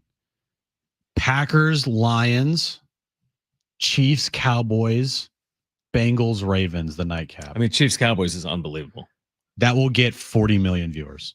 Yeah, I think the record for a regular season game is 42, and they say it should surpass it, which makes sense to me. Let's see here. The week 1 big game. Obviously, it's the Eagles and the Cowboys. Monday Night Football, week 1. Brent's Bears against the Vikings. Sunday Night Football will be the Bills versus the Ravens. Good game. Great game. It's a very good game. Yeah. Oh my gosh. Did you see what the Jacksonville Jaguars did? No. They did a scheduler release with their morning routine from Ashton Hall. Did they use the actual guy? I think they used the actual guy. Yes, they Ashton did. Hall? They used the actual guy. Good for them. That's the highlight of So I guess his 15 minutes of fame is not up because me and Darnay have been going back and forth talking about, all right, this guy's done. It's kind of done, though, because they released that video 15 minutes ago and it has 864 likes. It's kind of old and tired. That's what I would say. If that is Ashton Hall. That is. It is. All right. Yeah. All right. On the other side, let's hear from Mike Schilt in anticipation for game 3 tonight between the Padres and the Angels. That's coming up next. Jon and Jim, San Diego Sports 760, and live on the iHeartRadio app.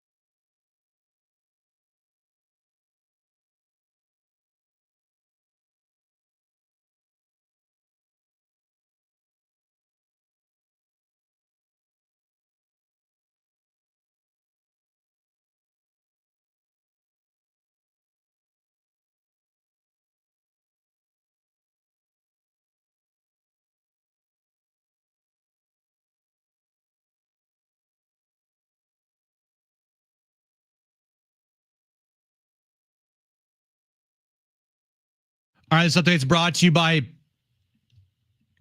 Staples. We'll start with the Padres. They take on the Angels tonight, 6:40 first pitch. Randy Vasquez on the mound for the Padres. NBA action happened right now. Game 5 in Boston. Knicks lead the Celtics 62-61 with 11 minutes left to go in the third quarter there. And we are a half hour away from SDFC Midweek Live, 1 full hour of SDFC talk. Then at 7 p.m., we'll have our SDFC pregame show. And following that will be SDFC against the Colorado Rapids at 7:30 at Snapdragon Stadium. Your local Staples has hot deals and super low prices throughout the store on everything for your business. And right now at Staples, save up to $250 off your paint order. Exclusions do apply. Visit staples.com/print for details. Ends June 14th, plus save even more with the Easy Rewards program at Staples. All right, Jon and Jim, San Diego Sports 760, SDFC Midweek Live coming up in less than 30 minutes. Jim's back page is ahead. Now, we mentioned we would hear from Mike Schill. This is before tonight's game. He just spoke with the media within the last hour or two.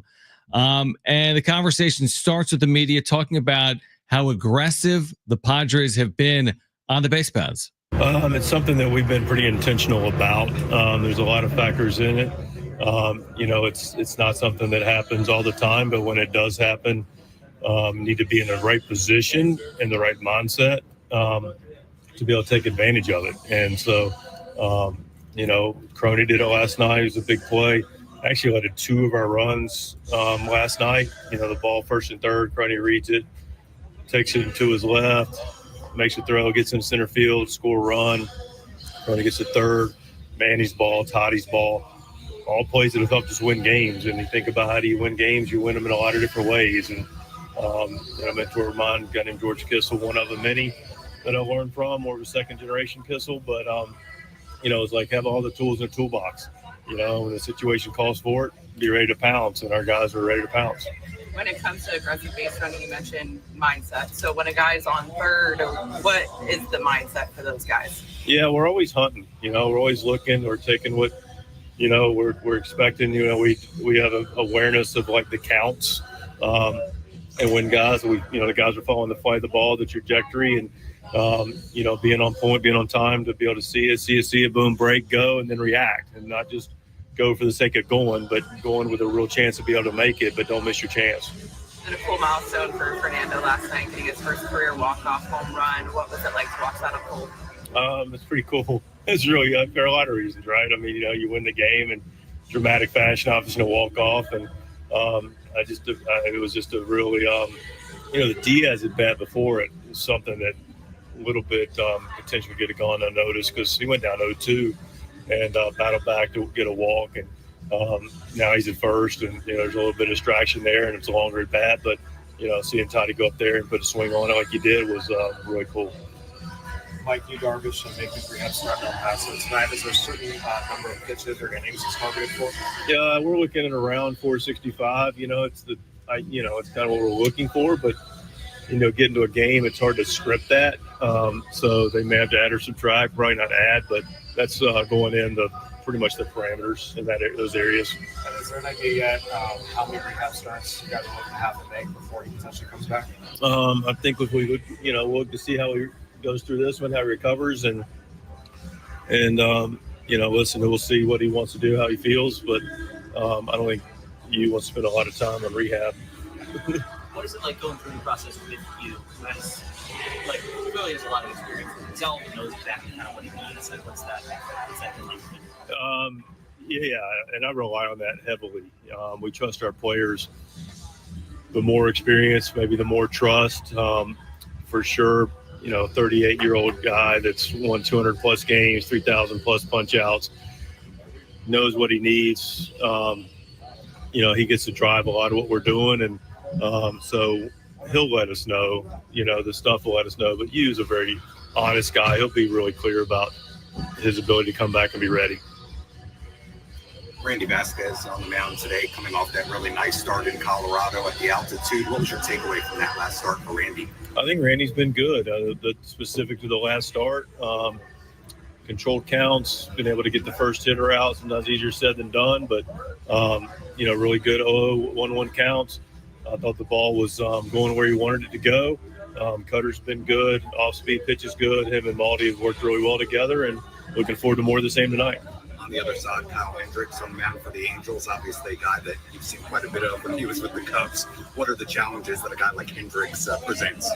Yeah, I've seen Kyle across the way for a number of years now, and he's professor-esque. I mean, he just pinpoint. He's a pitcher's pitcher. Going to locate. Add, subtract. Will throw in. Going to cut it a little bit.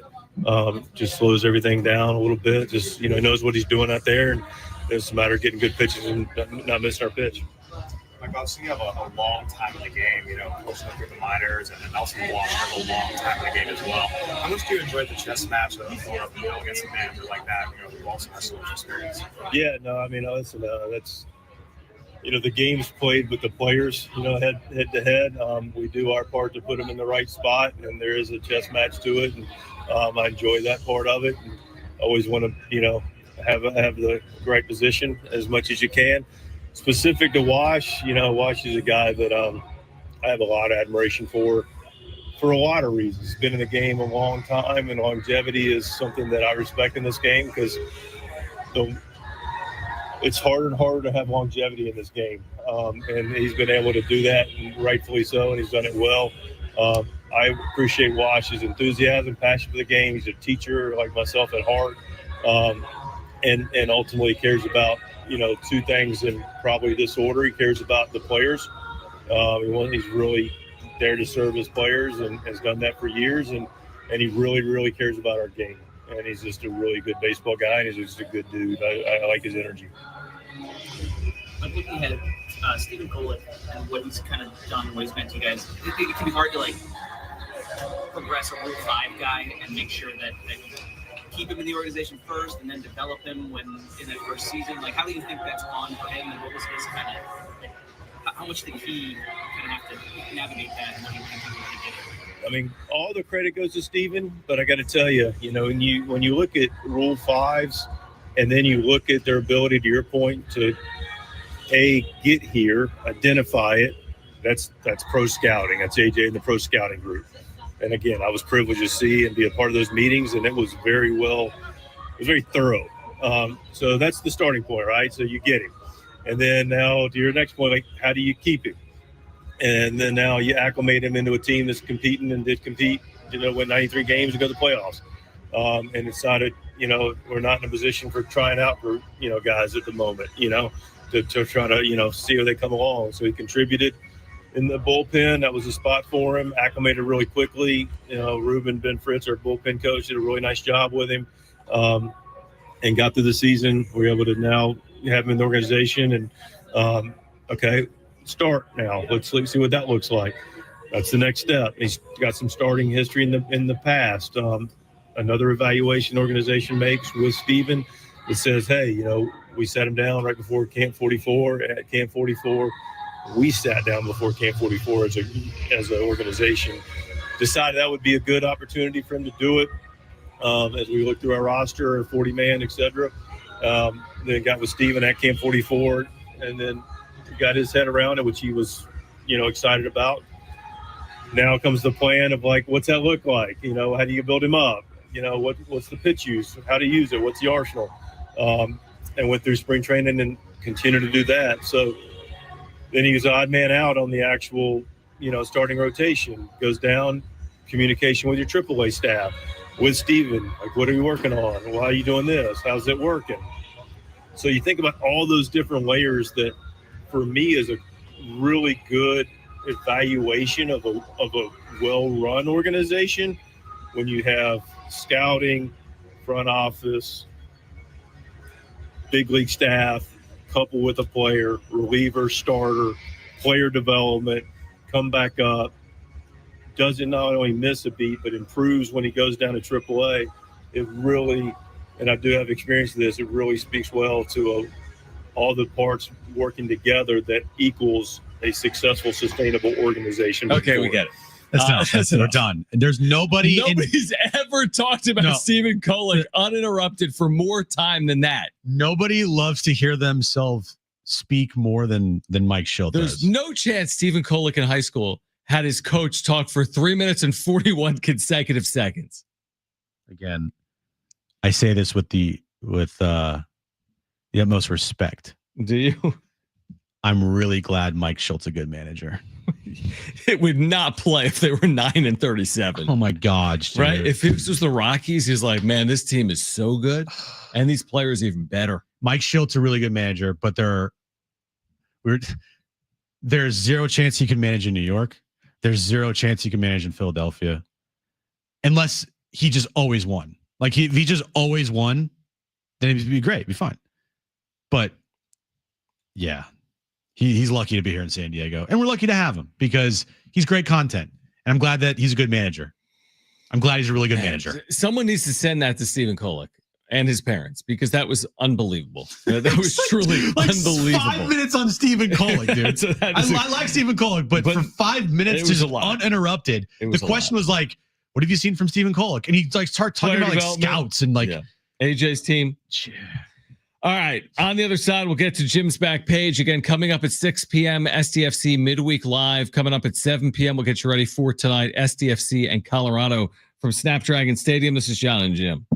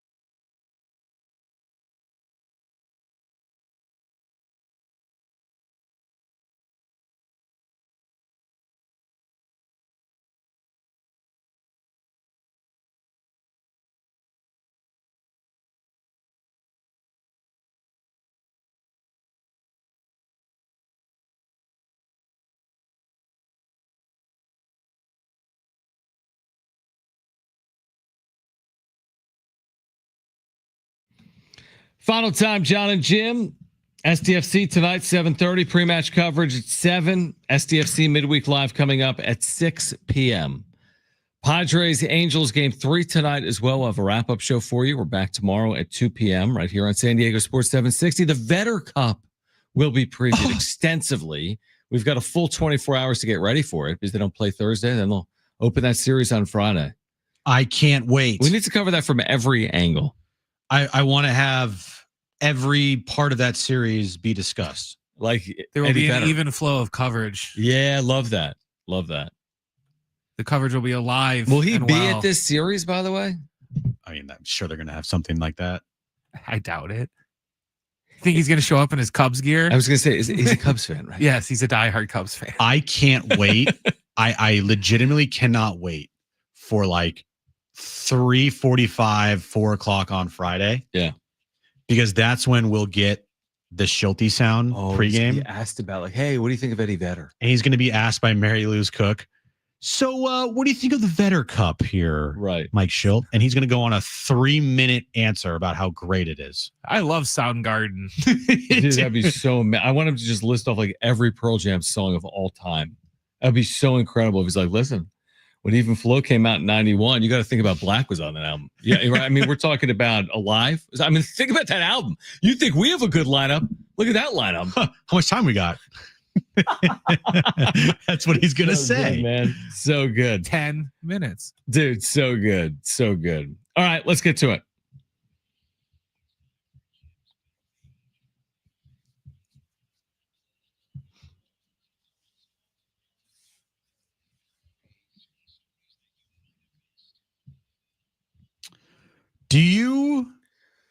What streaming service do you have?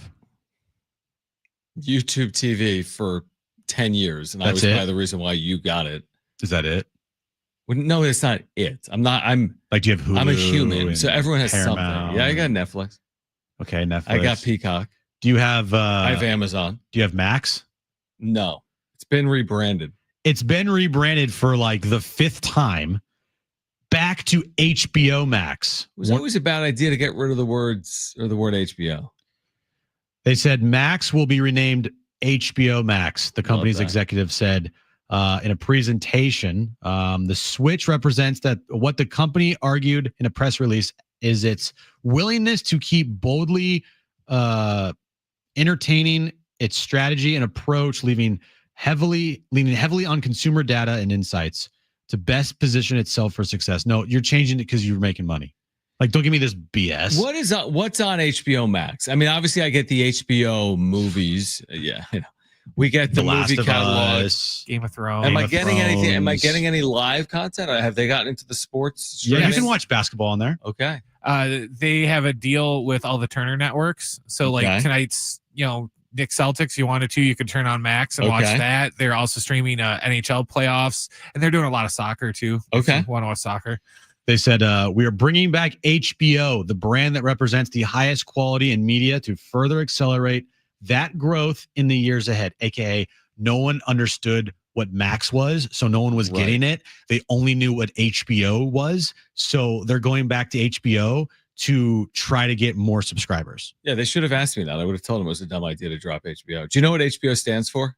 What does it stand for? Come on. You don't know? I honestly don't. I'm either drawing. Do you have a guess? I'm drawing a blank here. You know, the blank is you don't know. Mr. I've watched like every Star Wars episode. Doesn't know what HBO stands for. Do not look it up. Do not look it up. Do not look it up. Home box office, you moron. Just kidding. I mean, I'm sure there's people that don't know. But I did not know that. Do you know what CVS stands for? What does it stand for? Oh my gosh. Care Value Service. Oh, see, I didn't know that one. Okay. Do you know what STFC stands for? Yes, I do. Okay. I'll trust you. Yeah. Did you know Bill Gates, he has a McDonald's gold card that gets him free food for life? Really? Does he need that? No, because he's one of the richest people in the world. But the card was reportedly given to him in the late 1980s or the 1990s and is signed by McDonald's former CEO.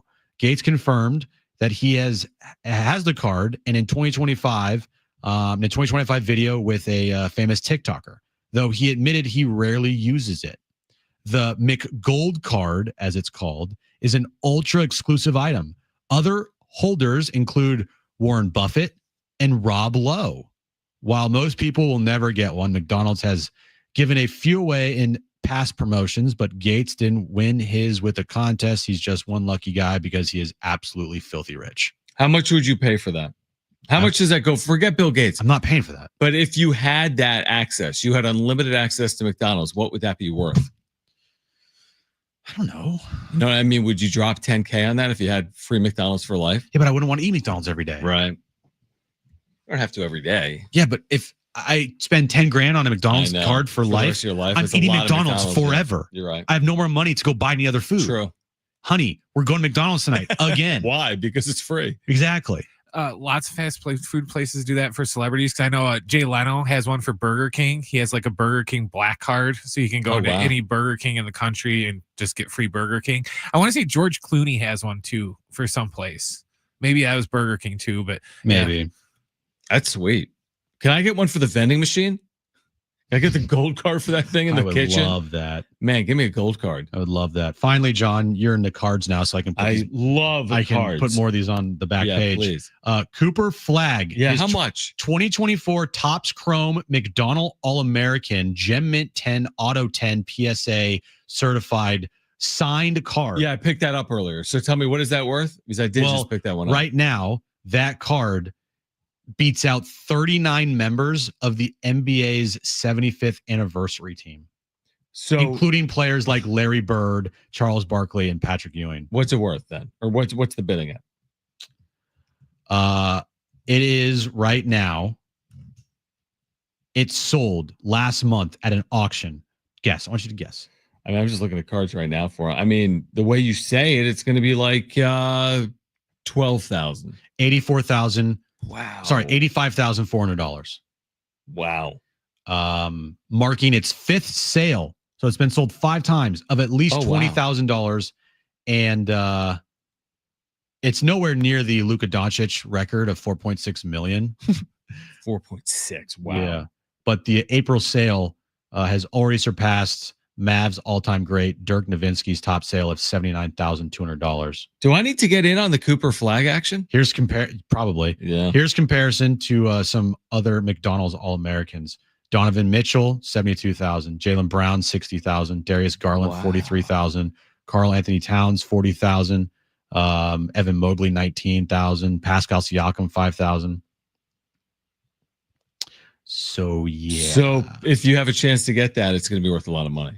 Is what you're saying? Yeah. He beats out, like, his card sold for more than these Hall of Famers: Dirk, Ray Allen, Bob Cousy, Charles Barkley, Robert Parrish, Gary Payton, Larry Bird, Russell Westbrook, Bob McAdoo, George Gervin, Carmelo Anthony, Rick Barry, Patrick Ewing, Earl Monroe, Bill Walton, Nate Archibald, John Stockton, Jason Kidd, Hakeem Olajuwon, Dominique Wilkins. He was so good. Isaiah Thomas, David Robinson, Clyde Drexler, Paul Pierce, and James Worthy. Well, according to ESPN, he's just as good as all those guys combined anyway. Better, Brent. And he went to Duke. This is where Nico Harrison was right.